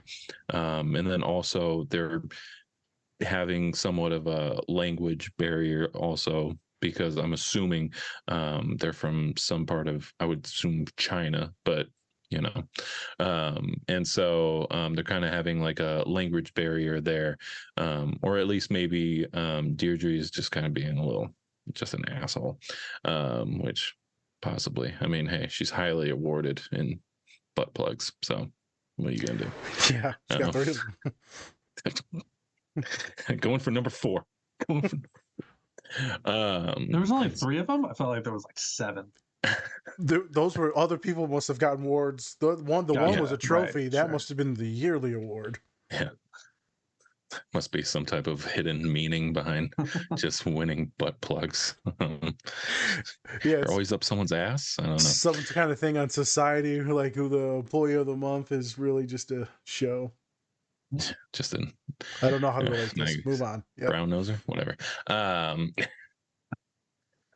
So during that time, Evelyn has these instructions. They're kind of like mysterious instructions. She's like, I don't know what the fuck are these for. And then all of a sudden, as she's kind of zoning out, she's looking at these instructions and then she's following them. And then it just goes into this whole like multiverse kind of, just all these different worlds, or at least realities, in which Evelyn is like successful, or at least she thinks like she's successful. There's like a movie star, there's a cook, all these things that actually Deirdre kind of mentioned, that she put like in her taxes and stuff as her careers. And so then all of a sudden she gets sucked into this like multiverse world where her husband isn't like this kind of quote unquote weak guy. He's, you know, very I guess not cocky, but he's a lot more masculine, quote unquote, again, in this world. And so yeah, and then that's where kind of where we are with the scene. And then he gets his neck snapped. And then yeah, That's what masculinity will get you. Or an IRS agent. Yeah. Fuckers Watch just out got for them taxes, folks. They just got Watch $200 out. out of me the other day, bastards, because they messed up the 1099s or the 1098s or whatever. Hey, you know what? You screwed up, so 200 come out of your check. I'm like, how you gonna screw up and then I gotta pay $200 extra? Whatever. It's kind of like how like I saw like a guy had like $1 quadrillion sent to his bank account by accident. And if you spend any of that money, like a felony, right? Yeah, it's like either a felony and they make you pay it back too. Yep. So, dude, I don't know how much money is in my bank account now. Though, if I did get that much money, I would know there was something weird. But like, if they sent you $100 by accident, yeah, yep, like you can't spend that. Like, I wouldn't fucking know that there was an extra. No. Like, how would you know? How would you know? Gotcha. So as we get to this scene, yes, we've talked about multiple different components. I just want to state out something that I just realized. Mm-hmm. Sorry, my jaw is feeling real weird today, so that's why I keep flexing it. It's like a nervous tick today. Yeah. The hobbies. The hobbies are her successful parts in the other stories. I didn't know that until you just said that. Yeah. She's a singer and all this other stuff. Yeah, so like all those failed hobbies that she had, where she's reported were part of her taxes because she wanted to use it as write-offs, which I'm not gonna lie, I bet you a bunch of people do that shit. You know, I got a bunch of stuffed animals sitting right here that I'm about to write off for the podcast. So, and I was like, oh, what? And then you're right. It was the failed multiverse. So that's interesting. It is interesting too, because how often when like I have clients, I don't know if you do with this, where they're like, oh, I want to turn this hobby like, or why would I try that hobby if I'm not going to make money off of it, or I'm not going to make it my job, right? And it's like, you can just enjoy hobbies. Oh, 100%. And so all these things that she's doing are actually really healthy, that she like enjoys things besides shit that's her job. So it's fucked up. So I was thinking, it sounds like an ADHD person, or a lot of ADHD folks that I know. Tons of hobbies. They get burned out. They stop them. She's trying to write some of them off, which if you're a business, super savvy, it kind of makes sense. Somehow I guarantee you can relate it. I figured when they said karaoke machine that she was going to say they were doing like karaoke nights at the thing to drum up business is like a party thing, right? Because they said they were throwing a party. So I figured the karaoke machine was part of the party. But the having multiple hobbies or passions or like things that you like and then they just kind of go away, that's an ADHD thing. So when I rewatched the scene, that's what I thought about. Obviously, there's her. In this movie, she reminds me of, I think it's Ant-Man and Wasp. It's when the woman, when the silver outfit, she kept like splitting into reality and not reality. It's kind of like I think maybe it was a ghost that she was called. I think maybe her name was Ghost or something like that. Yeah. But it was oh man, it was not. It's not Forrest Whitaker. Was it who's the? No, it was the Matrix guy. Yeah, it was. I hate when we do this. I know. You say Morpheus? Yeah, Morpheus. It's Morpheus. Lawrence Fishburne. Lawrence, there you go. Yeah. So, yeah, he's the pseudo dad, and that's how I picture her in this movie. Though she's like vibing in and out of consciousness, in and out of multiple realities. Right. I can see it when clients are doing it in the office. It happens to me. It happens to me in discussions here where I thought about one funny thing. Like you guys were talking about something, then I thought of something funny. Yeah. And then I'm like, oh shit, get back to Ron and what he's talking about. So, like I even saw myself smile on camera. I don't know what it was. It wasn't the butt plug thing. It was something else. I was just like, I completely forgot what it was. It happens though. Yeah. And this is when me and Spencer were talking about dissociations with Winter Soldier on that scene. You know, you get ADHD folks, or some of us, or neurodivergent folks, and we'll kind of dissociate. It's not just a male adaptive daydreaming. We're like full on dissociated into this different play world. And that's why I like this. Now, this one, it might seem like it's unhealthy, but for many of us, dissociating or going into the play world being ADHD is completely fun. And it's grounding. And it's escapism in a good way. But she's trying to do her fucking taxes, so it's not a good time to do it. I think it's like, are you avoiding something, or are you doing it because your brain is playing, right? Like, we have playful brains. And so yeah, if you're doing it to escape your problems and ignore your problems, not great, right? Like, to not deal with your own emotions, not great. But I saw all those things with the scene, but on top of that, I was sitting there thinking about how none of it was ADHD. Like, they don't talk about ADHD in this movie, right? No. And like a lot of the reasons that she's in different worlds, it's not because of ADHD. It's because, you know, of the multiverse. Yep. Her being, you know, like, I think one of the lines that Deirdre says was like, hello, are you paying attention, or whatever it is, and it's like that was happening because of something else. But like, so many lines brought me back to my own childhood where I'm like, fuck, people are just like, knock, knock, Ron, are you there? Like, hello. And I'm like, huh? What? I am paying attention. Oh yeah, what did I say? Sim. I don't, you know. And it's like, that reminded me so much of what it was like growing up, with teachers and parents and just people not believing you, right? Because when she turns around and says, I can read bullshit, like, look at, that's my anal butt plugs back here. That's from reading bullshit. And it's just like, I've had teachers. I remember one time in English class, the first day of 7th grade, and the teacher walks up to me and this other kid, and she's like, I know about the two of you. And she's like, you better watch it. I'm going to have my eye on you. And I was like, what the fuck? Like, Yeah. And I went down to, and of course, like the, guidance counselor, the principal, like loved me. So I went down, I was like, I need to get out of this class. They're like, yeah, okay, we'll take care of you. We'll move you out of the class. And I was like, yeah, like I'm not set up for success there. No. But that's the thing. They're like, oh, you're like full of shit. Basically, you come up with excuses. And it's like, I just don't understand what's happening half the time because I'm in an alternate reality, like playing, and I don't have control over that either. Right. So that was really what got me in this scene. God, this whole movie, man, it's crazy. A lot of ADHD symbolism, feelings. So a lot of clients that want to kind of like be validated by it, right? It's not, they don't have ADHD. There's a bunch of chaos that's going, multiverses. I'm telling you, the very first scene, the opening scene, when all the receipt papers just laying out there, I mean, that's a pretty, I was going to choose that before we got further into the movie. Yeah. That felt pretty ADHD.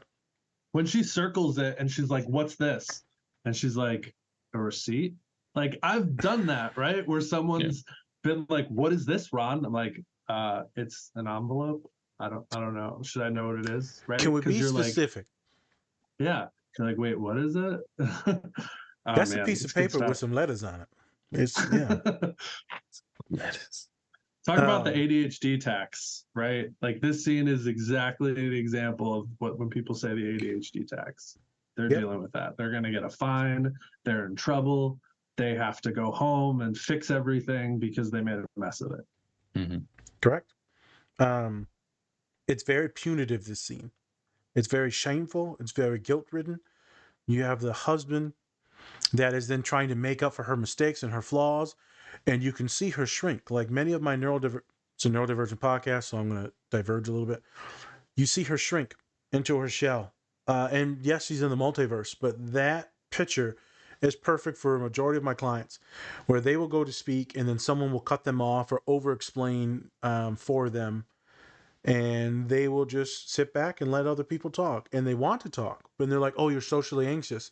No, people over-talk my clients. People shame my clients into being quiet. Even like my best friend. It took a while for me to understand this. You have to give him space to talk. And he will go on a little rant, but you got to wait it out. Because he's kind of like, he's like a tiger in the weeds. He's just waiting, the lion. And then he'll pounce on you real quick with some words, and then he'll go back. Oh, he said just two different animals. You're like, it's like a lion and a tiger. It wasn't a lion tiger. Oh my! It's one of them lion tiger. A lion tiger. Man, but you see, there's also Wayland too, or Waymond. Waymond. Waymond. Right? Is that the husband? Yeah. The way, like, there's certain ADHDers I know, and I feel like I related to this. When you're in trouble, that's the reaction too. So you either can like retreat, or you can be super kind, be like, I'm really sorry, I'm going to try to do this. And then there's just so many different ways, right? But those are two examples of it. Another way is combativeness, is fighting it, or just trying to be funny. Like there's a lot of different coping mechanisms when you're in trouble, right? Yeah, it's my favorite clients. But both of those are types of neurodivergent clients, the way that you react, where it's like, how do I get out of this situation? Yep. Yeah, I felt deep empathy for her though when she reclused. Yeah. I just saw all my clients get small. I see my brother get small when people talk over him and don't let him speak, because my brother needs to get a little pep in his step before he gets to going, and then he's gone. And he gets to have fun and talk to you. You know, Spence asks him a question, he'll start slow, and then he's gone. But if you cut him off, it's it. He's done. He's checked out and he's zoned out. So I have a lot of clients like that. They need a little bit of time. Not everyone, right? We're not talking about everyone, but that that right there just felt so gross to me. And I know that the husband was all love. I'm taking it as a different version, a different metaphor of what I've seen in my clients. Okay, here's one thing I thought was funny about the ADHD. So I'll get this with me a lot. I'll be working with clients, and I'll be playing with my shoes, and I might take them off, put it on, take it off, put it on. So when she had to switch her shoes and think about I've something literally in her done head, that. I'm telling you, sometimes when I'm teaching regulation skills for many of my folks that are neurodivergent, overstimulated, I'm teaching them how to do one breath. I'm teaching them a lot of meditation later on, but eventually I can get it to pare down to one breath. But I'll do that one breath like she did and try to focus on the room, because that's why I stop myself from not crying, because some of the stories I hear are horrific. Like shit you would never want to hear about anything.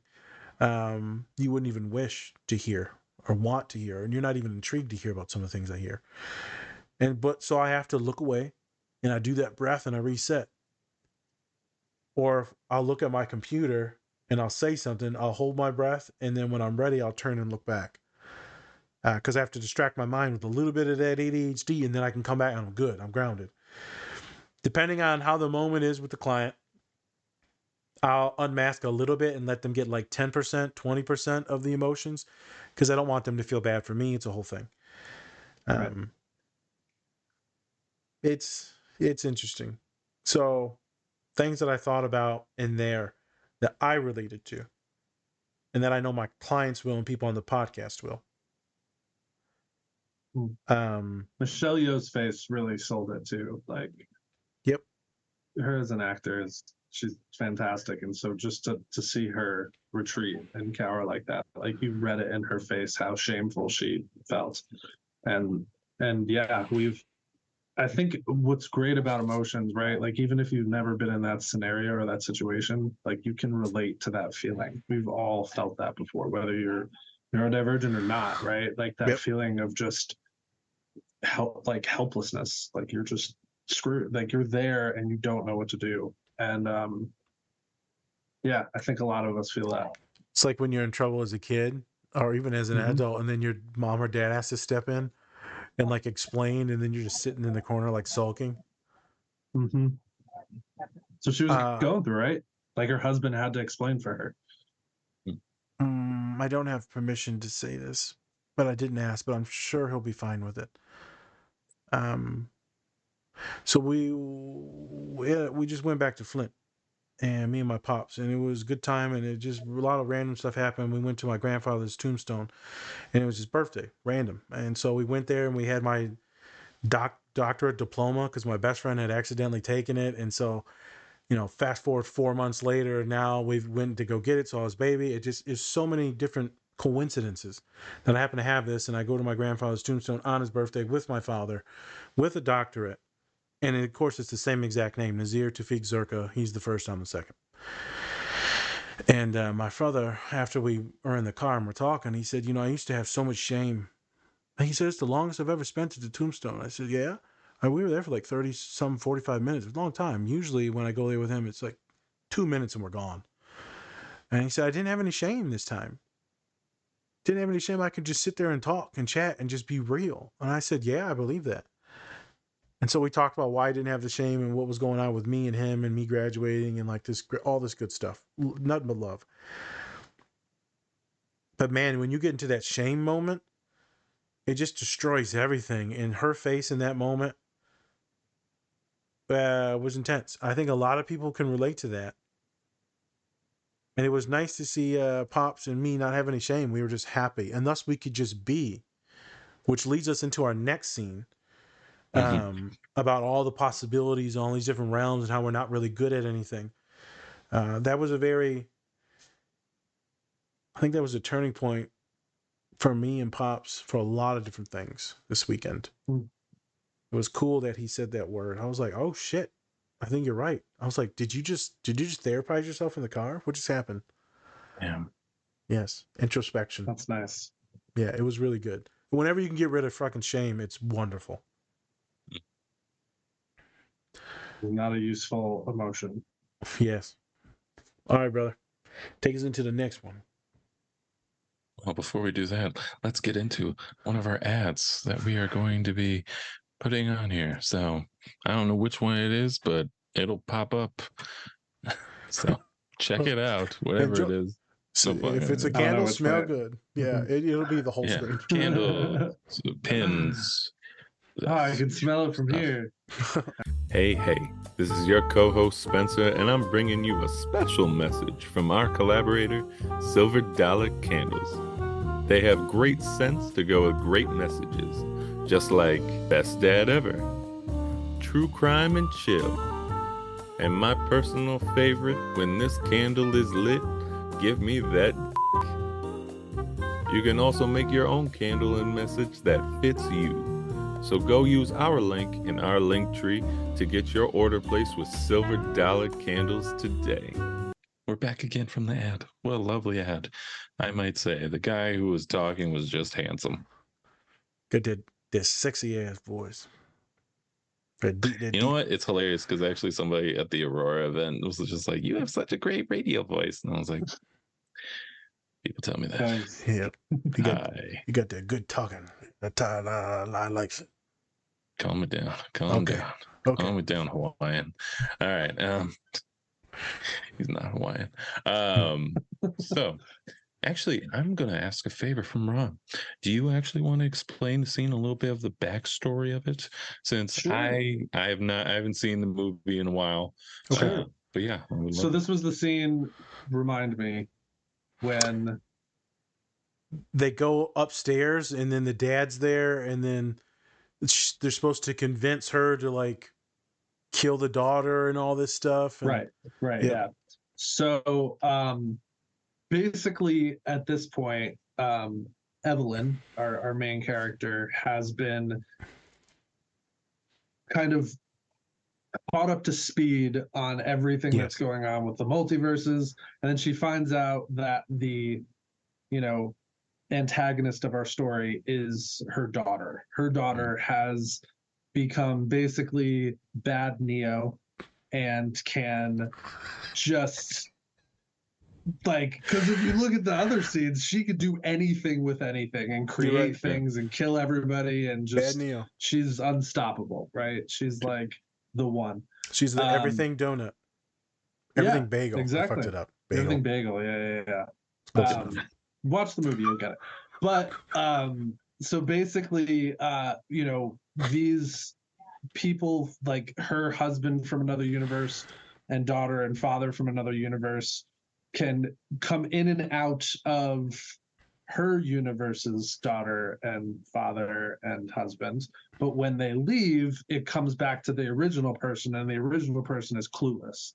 So that would be like if your multiverse person came in, became you for a while, and they left, and it's just like time jumped for you, and you're just like, what am I doing here?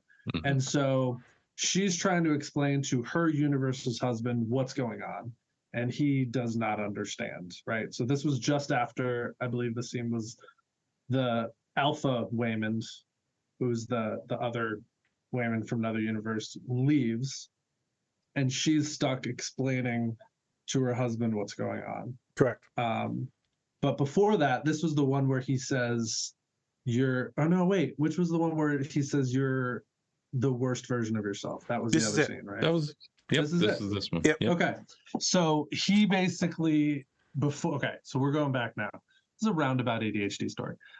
So this is Alpha Waymond and Alpha Dad. I don't know the dad's name, but they are long gone arguing, right, about whether or not she can help them defeat what's the name of the antagonist again? The daughter, the evil daughter? I believe it is actually, oh my gosh, Joy. Just call her Bagel Lady, please say Bagel Lady. No, but the name Bagel that Lady. they call her, they like give her like an evil name. But anyway, Joy. It's Joy. Like it's evil Joy or something like that. I don't know. It's something. It's some crazy.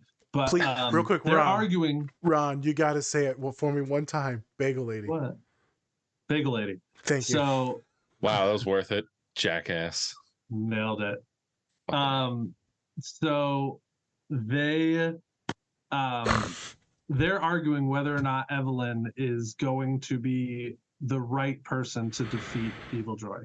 Yep. And Alpha Waymond says, I figured it out.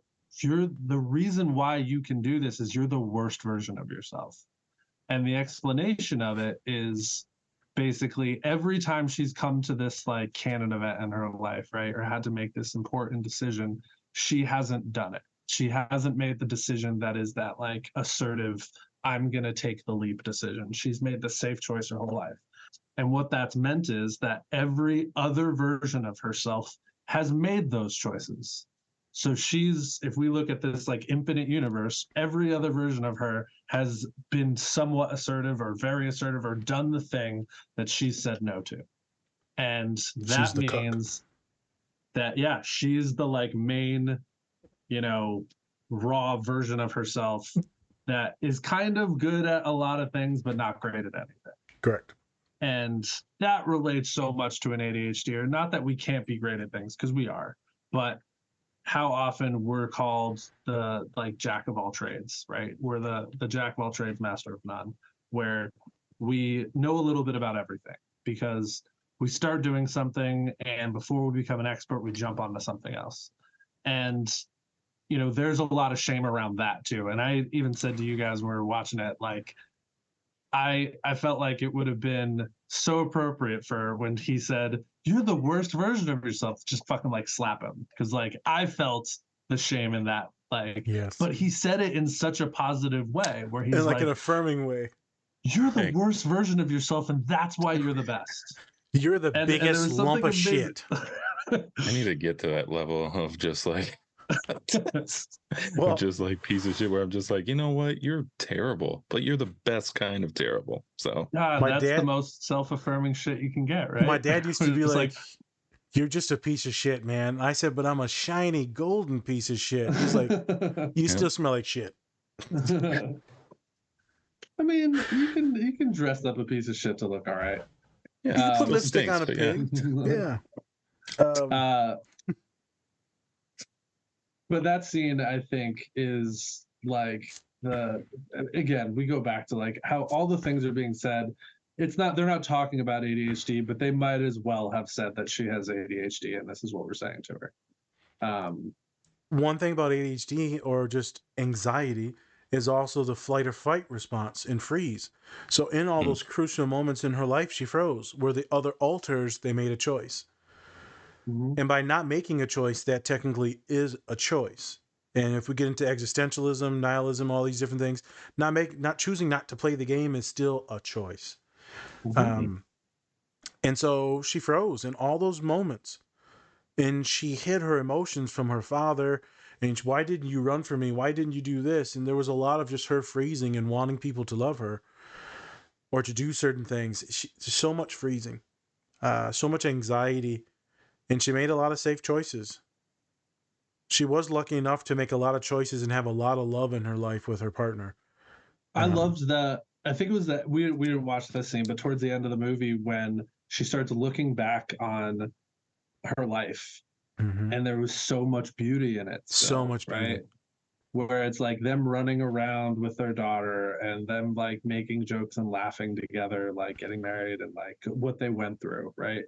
And I think we live, and again, we're getting more deep and stuff that I really love talking about, but like how we always think what success is, right? Is like, I have to make something of myself, or I have to become something, or I have to be great. Outcome.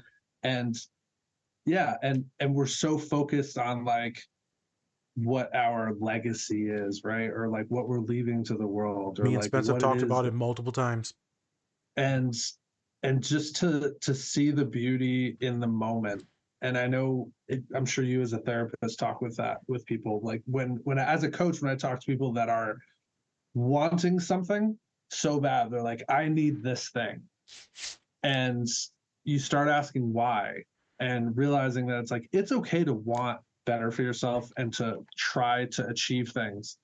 But all the work is done like right now. Like if nothing is gained, like how do you appreciate what's happening right now? And when they can point out that someone with a failing laundromat business who never went after her goals, who is struggling in her marriage, who's, dealing with, defaulting on her taxes and losing their business, can stop for a second and look back at their life and find all the joy and love in it. Like that kind of tells you something. Like we can find it. It's just finding the perspective. It's finding perspective. It's maybe being forced to look at it, to be patient and to not let your ADHD or anxiety run or your shame run you into the dirt. Spence, it was Ted Lasso. I had to search the Rolodex of my memories. It was Ted Lasso, the therapist, and he's talking about his father and how much he hated him. Yeah. And she goes, if you remember, she said, tell me something good about him. What's something good about your dad? And he goes into a story about how he loved his dad and he was a good dad. And he said, maybe if you knew he was a good dad, he wouldn't have killed himself. And then he had to live with that shame that maybe he didn't let his dad know. So I've used this in therapy all the time is tell me some good stuff. I get it's all shit. You already vented it. Let's try and reframe this. And sometimes it works, sometimes it doesn't. I'm going to let you know the other day when I was talking to a client and I said, well, they all these funny stories about, a wedding and it was horrible and this and that, and the food and all it, just stuff. And they had to sit in the hot sun. I said, but you got a tan though. And they said, Nas, no. And I said, well, you got a tan. She said, no, I got burnt. And I only got burnt on one half of my body, which was my right arm. And I was like, so there's no positives in this story. She's like, can you just shut up and just let me talk? I'm like, yes, ma'am. Yeah. And gotta let them vent sometimes. I'm just like, hey, homie, just tell me all the juice. She's, I don't need no therapizing in this. And I said, oh, okay, that's fine. I said it very jokingly, because I was trying to throw some. That's great. I did the same shit. Yeah. Positive jokes in there, and I knew it was all kind of shit, but there was some really good positives in there, and we talked about those later in therapy. And then we got to the real meat and potatoes of what we needed to talk about after they talked about the wedding. But I'll do that sometimes. It's like, you got a suntan though. I mean, that's good. Skin looks good. She's like, I'm literally peeling. It's also so hard for us. It's so hard for us to find the good things too, because like we're not looking for them, right? Like that's correct. We expect it to be all the time. We have a negativity bias. And so, as much as I say like, oh, we validate your experiences and we talk about how it sucks. And, I start off every session with like, what are your wins, right? I start off every group session like, let's talk about the shit that we are proud of ourselves for this week, right? And it gets easier for everyone as it goes on. But at first, the first time you ask people that, they have nothing. Like it is, you can't think of anything. And the thing that always sat really like well with me that one of my mentors said was things that are easily granted are often taken for granted. Correct. And so often if we're someone that's like, well, what are you proud of yourself for? And like, if I'm someone that kindness comes easy to me, or like perspective comes easy to me, or things like that, I'm going to forget about the times I was kind this week. Cause I'm like, well, that no skin off my back. It was like, I didn't even think twice about it. Right. When I did something for a friend, or I like jumped at the opportunity to help somebody, but remembering that and being like, okay, yeah, I did do that. Like, yeah, I did do that. Like, I'm not a giant piece of shit. I was able to do this. Right. And like, that's really helpful to do, because we have to counterbalance the negativity bias. Because the first thing we're going to do is think about how we fucked up all the time. That sticks with us. And so to be able to be like, yeah, I fucked up, but I did this too. And it was pretty good. Spence, what were you about to say? Oh, no, nothing. Oh, okay. Or our mind does that because it's a mental health thing. It's a predisposition to protect ourselves. It's a defense mechanism to make sure that we're being the best, being an advocate for ourselves, making sure you speak the right way and talk the right way. It's a way to put on the mask. It's the way I'm speaking now, even faster and faster and faster. I'm trying to invoke anxiety by those of you listening, because this is how it works in the body. The mind goes into chaos. And the dad says that. How can you even work? Your mind's already chaos.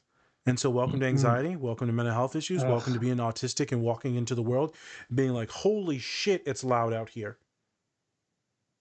It's like the episode we did on Soul, Spencer, where they walk out, him and the cat, and it's just too loud for the cat or her in the body of the human, right? Because Jamie Foxx is the cat. Mm-hmm. It's overwhelming. So most of us have the ability, if there's like this raging fire inside of us, let's say it's just a flame, we can handle the flame, we can put it out. We can handle a little campfire, we can put it out. We can get some sand, some water, whatever. But when it starts to become a raging forest fire, we no longer have the ability to put it out. We're overstimulated, we deregulate, we recluse, or we get, some of us get violent. A lot of different things can happen when that chaos is lit. There's a wonderful scene. Our brains try to protect ourselves, but sometimes we got to know that fucking thing is crazy itself. There's no real danger. Mm-hmm. But sometimes being ADHD, it will cause you to think that there is danger. And so we break down a lot of relationships that I'm working with. I'm like, is this you saying that shit? Or is this you just being bored and bringing up stuff? Like, why are you starting this chaos? There's nothing wrong. Or you don't need to tease them. When they tell you to do something, you don't have to say a shitty remark like my friend Colin. He'll just say shitty things to piss off his wife, like, go make me a sandwich. And she'll be like, what? Or when my dad asked me to pick something up I'm going to pick it up. He said, get this out of the fridge for me and go fuck yourself. I ain't doing it. And then I go do it. I don't need to say that. But the ADHD part of my mind is like impulse. Just being an asshole. I don't know. Either way. So I'm going to blame it on ADHD. That way I don't go straight to hell. Yeah. You can straight say to that. hell. Yeah. Hey, Jesus, if you're listening. Not that Jesus. That's the mystical one. The other one. Jesus? Oh. Yeah. There you go. Motherfucker, where you gonna talk? All right, I'm getting lost in the talk. Please stop. Okay. Taco look good. Let's get back into the jack of all trades and then we'll get out of here. You're right. He says it very validating. Some therapists and coaches will be able to say that and land it well. But you better have trust with that client to land that damn statement. This is no first session unless you're really good at your people skills to say that statement.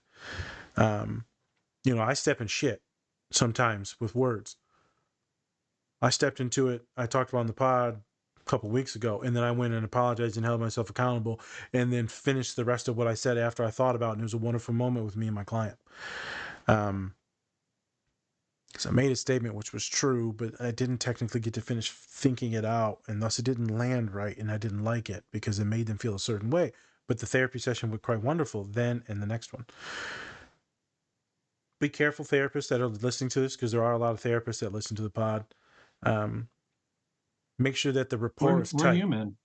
We're human, but right? make sure the rapport is tight. If you don't think you can land something like that, back off. Wait until you build a little bit more trust. Maybe wait to the end of the session. But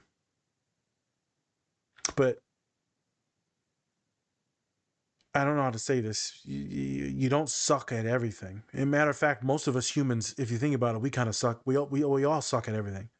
Most of us are very mediocre at everything.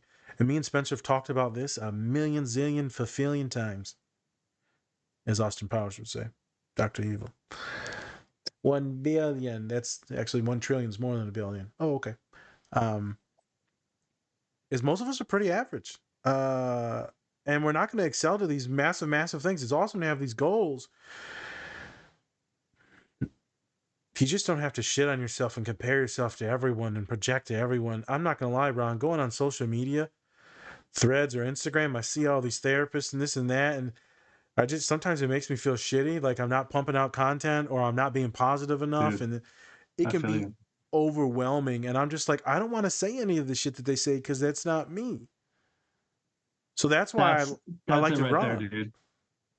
When you said, but that's not me, that is 100% the answer, dude. Like the one thing that I really try, and it's hard to, like, what is authentically us, right? Like we have a different version of ourselves that shows up in different situations. And that's whether it's masking or not, it's still us, right? It's still a version of us. Yep. But I like to try to be my favorite version of me as often as I can be, because that feels the most authentically me.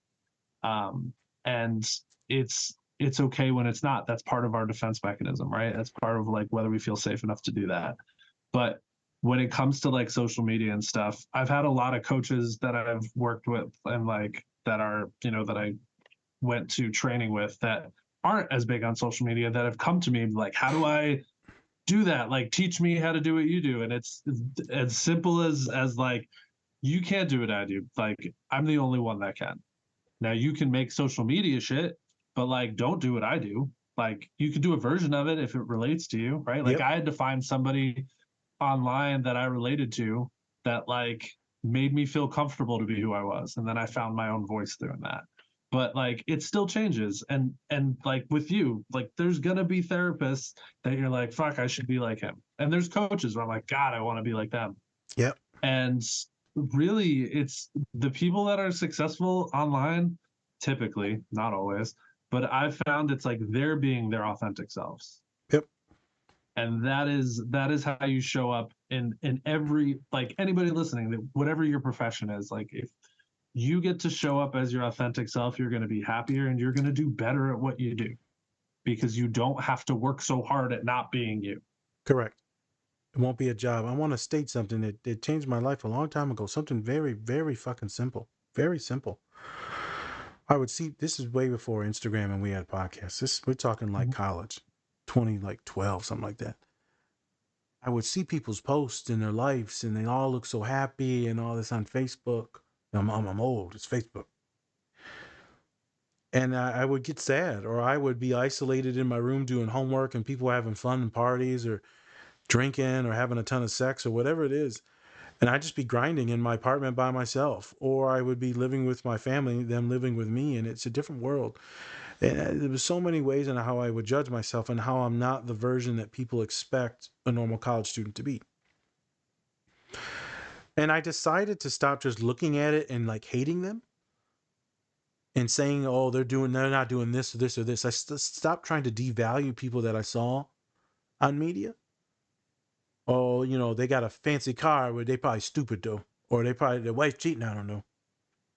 I stopped saying these horrible things in my head to make myself feel better. And what I did, simple thing, Ron. I just started liking some of the posts. If it was a legit, good, happy post, I just simply started liking it. And so people will notice me if I follow you. I like a lot and comment a lot of shit because I am not stingy. I am not stingy with it. And I will see a lot of my therapist friends and homies that follow me. They will not like our content, even though I know they like it and they won't do it. Mm-hmm. And a lot of people I get so frustrated in the coaching community when that happens. I'm like, we lift each other up, man. Like, I think you got some good shit. Like, I want people to go to where they're going to be helped. Like, and that is the answer. Like it. I started doing this with all my personal things, man. I just like it, man. If it's a good thing, I like it. And sometimes I get worried. I'm like, damn, they gonna think I'm stalking them. But like, you post really good shit and I like you. You know, if you just post booty pics, I ain't liking your booty pics now, you know. So I might look at it now.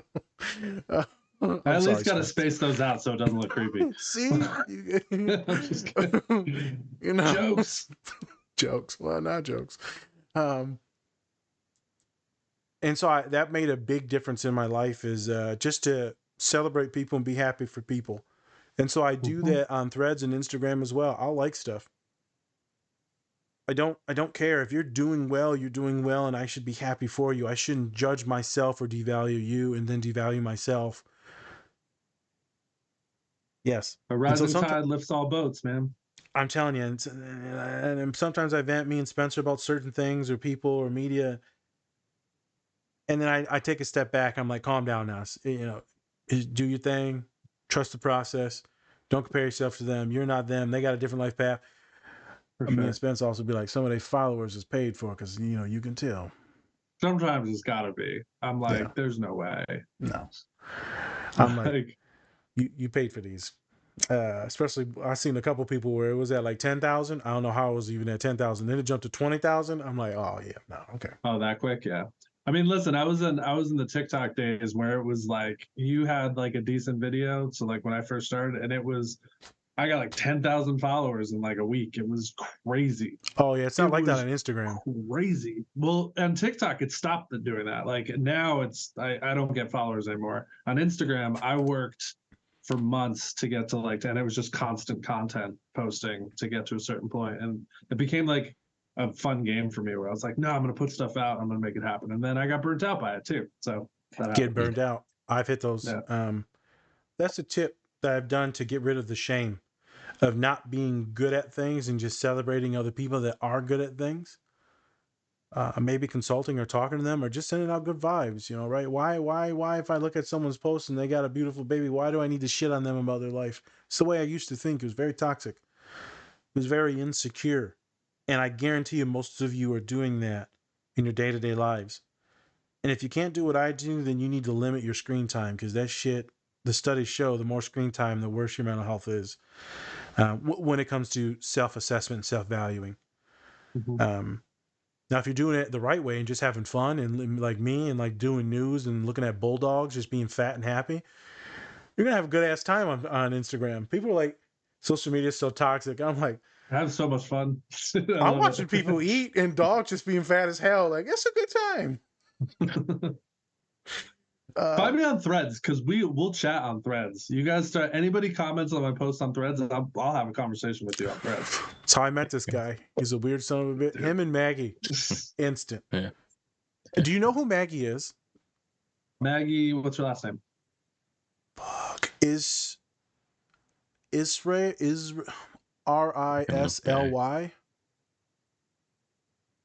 Yeah, No. it's close.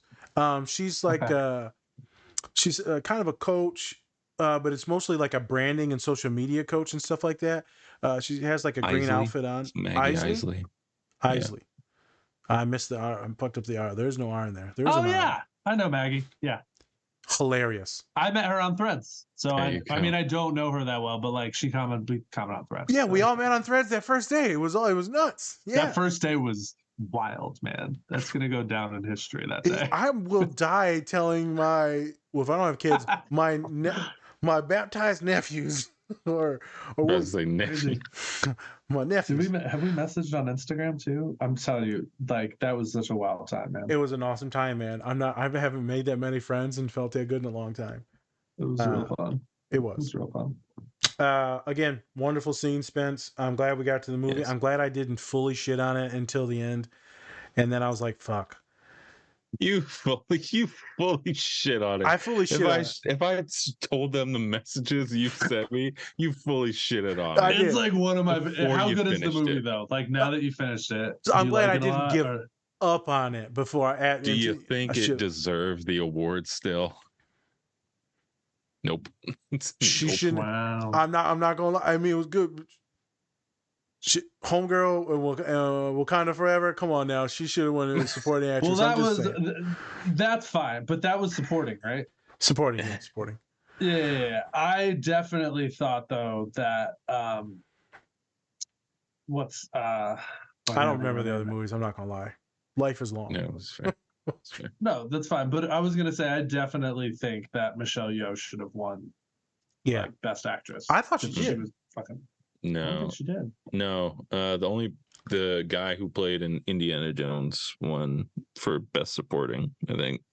Yeah. Who won for Best Actress? I thought Short round. I thought she did. The main actress here. I thought Jamie Lee Curtis won Best Supporting Actress. No, Maybe I'm all wrong, man. I think he won Best Actor He or might Best have. Supporting Actor.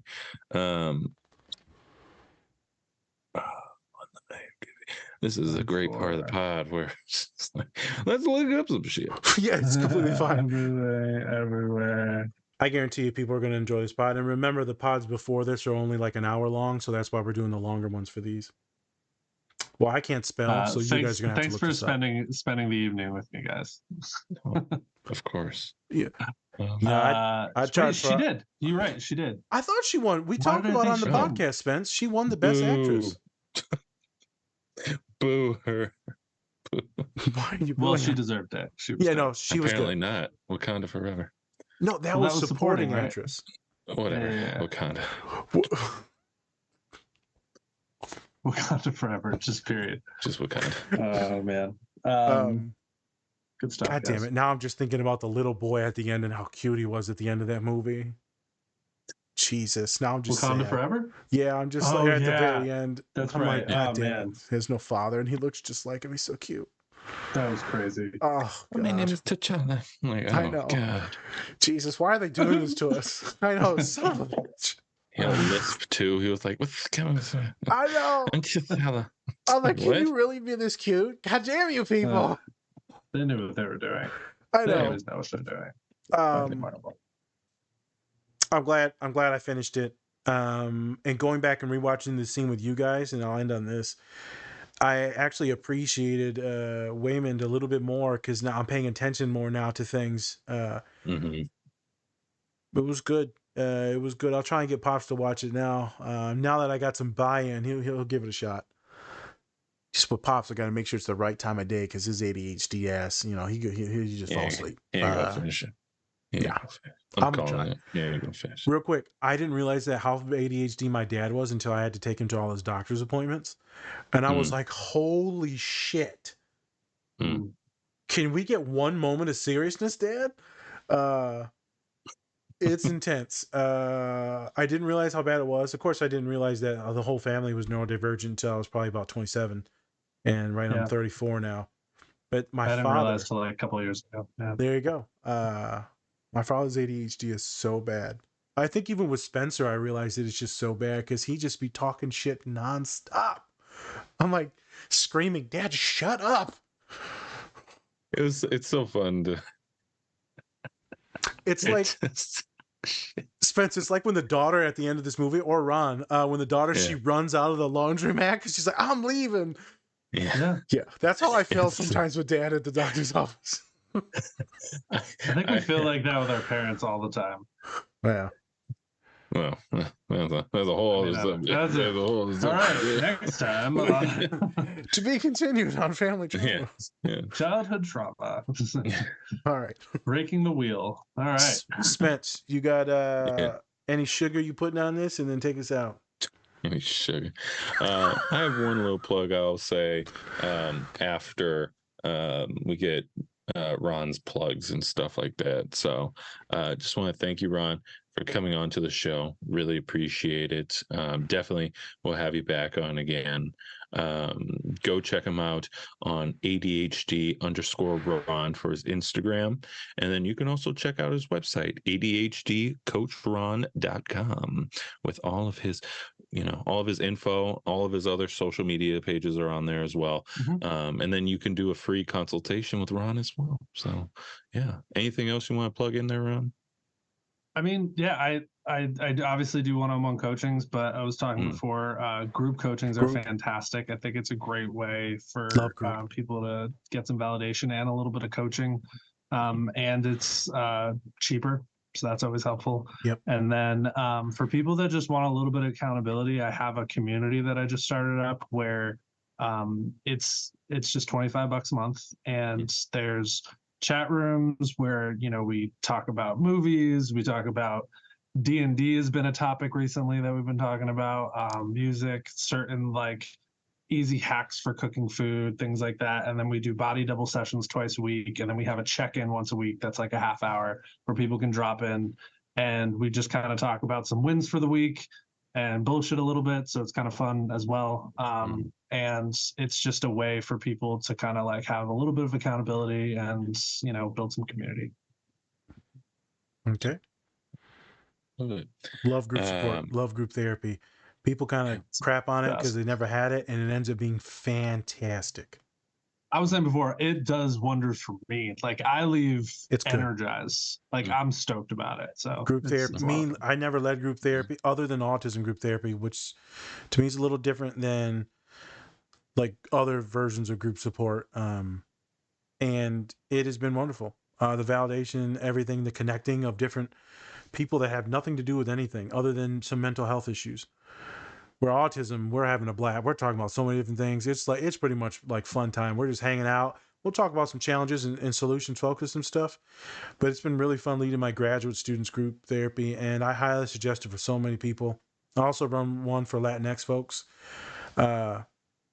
It's scary to start because to open up in front of people, but it ends up being magnificent. So check it out, people. Please check it out. Awesome. Love it. Also, go check out our sponsors, Bubs Naturals, Pinfinity. Also, go check out Cure Hydration, Two Nerds Candle Company, and then also Silver Dollar Candle Company. Great stuff. And you get 20% off most of those. Besides Silver Dollar Candle, you can get 20% off the rest. So Yep. Go use our codes, go to the link tree. And before we go, I just wanted to shout out the Jordan Clark Foundation. When I went to the Aurora FC watch party to watch the Women's USA team play, I got to meet Lori, who's the founder of the foundation.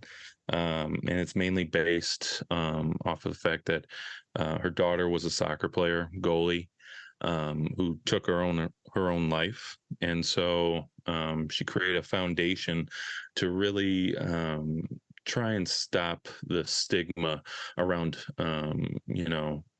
not only ending suicide, but also the stigma around mental health and well-being and depression as well. Yep. And so I just want to shout her out because Lori was just an amazing person to talk to. Me and my girlfriend Dom were just trying to get out of the sun, out of the heat. And so we just saw her, and I believe it might have been her daughter with her too as well. And we got to just talking about her foundation and what she's all about. And she actually has these little wristbands right here where she made it out of the flowers of her daughter, or the flowers that her daughter had in her funeral. So amazing foundation. Hopefully we can get them on to talk about something in the future. So just wanted to shout them out real quick. All right.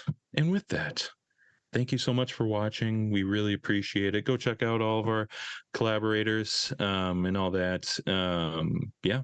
I'm Spencer. That's Nas, the Different Spectrums podcast. All right, everyone. Much love. And remember, take care of yourself. Or don't.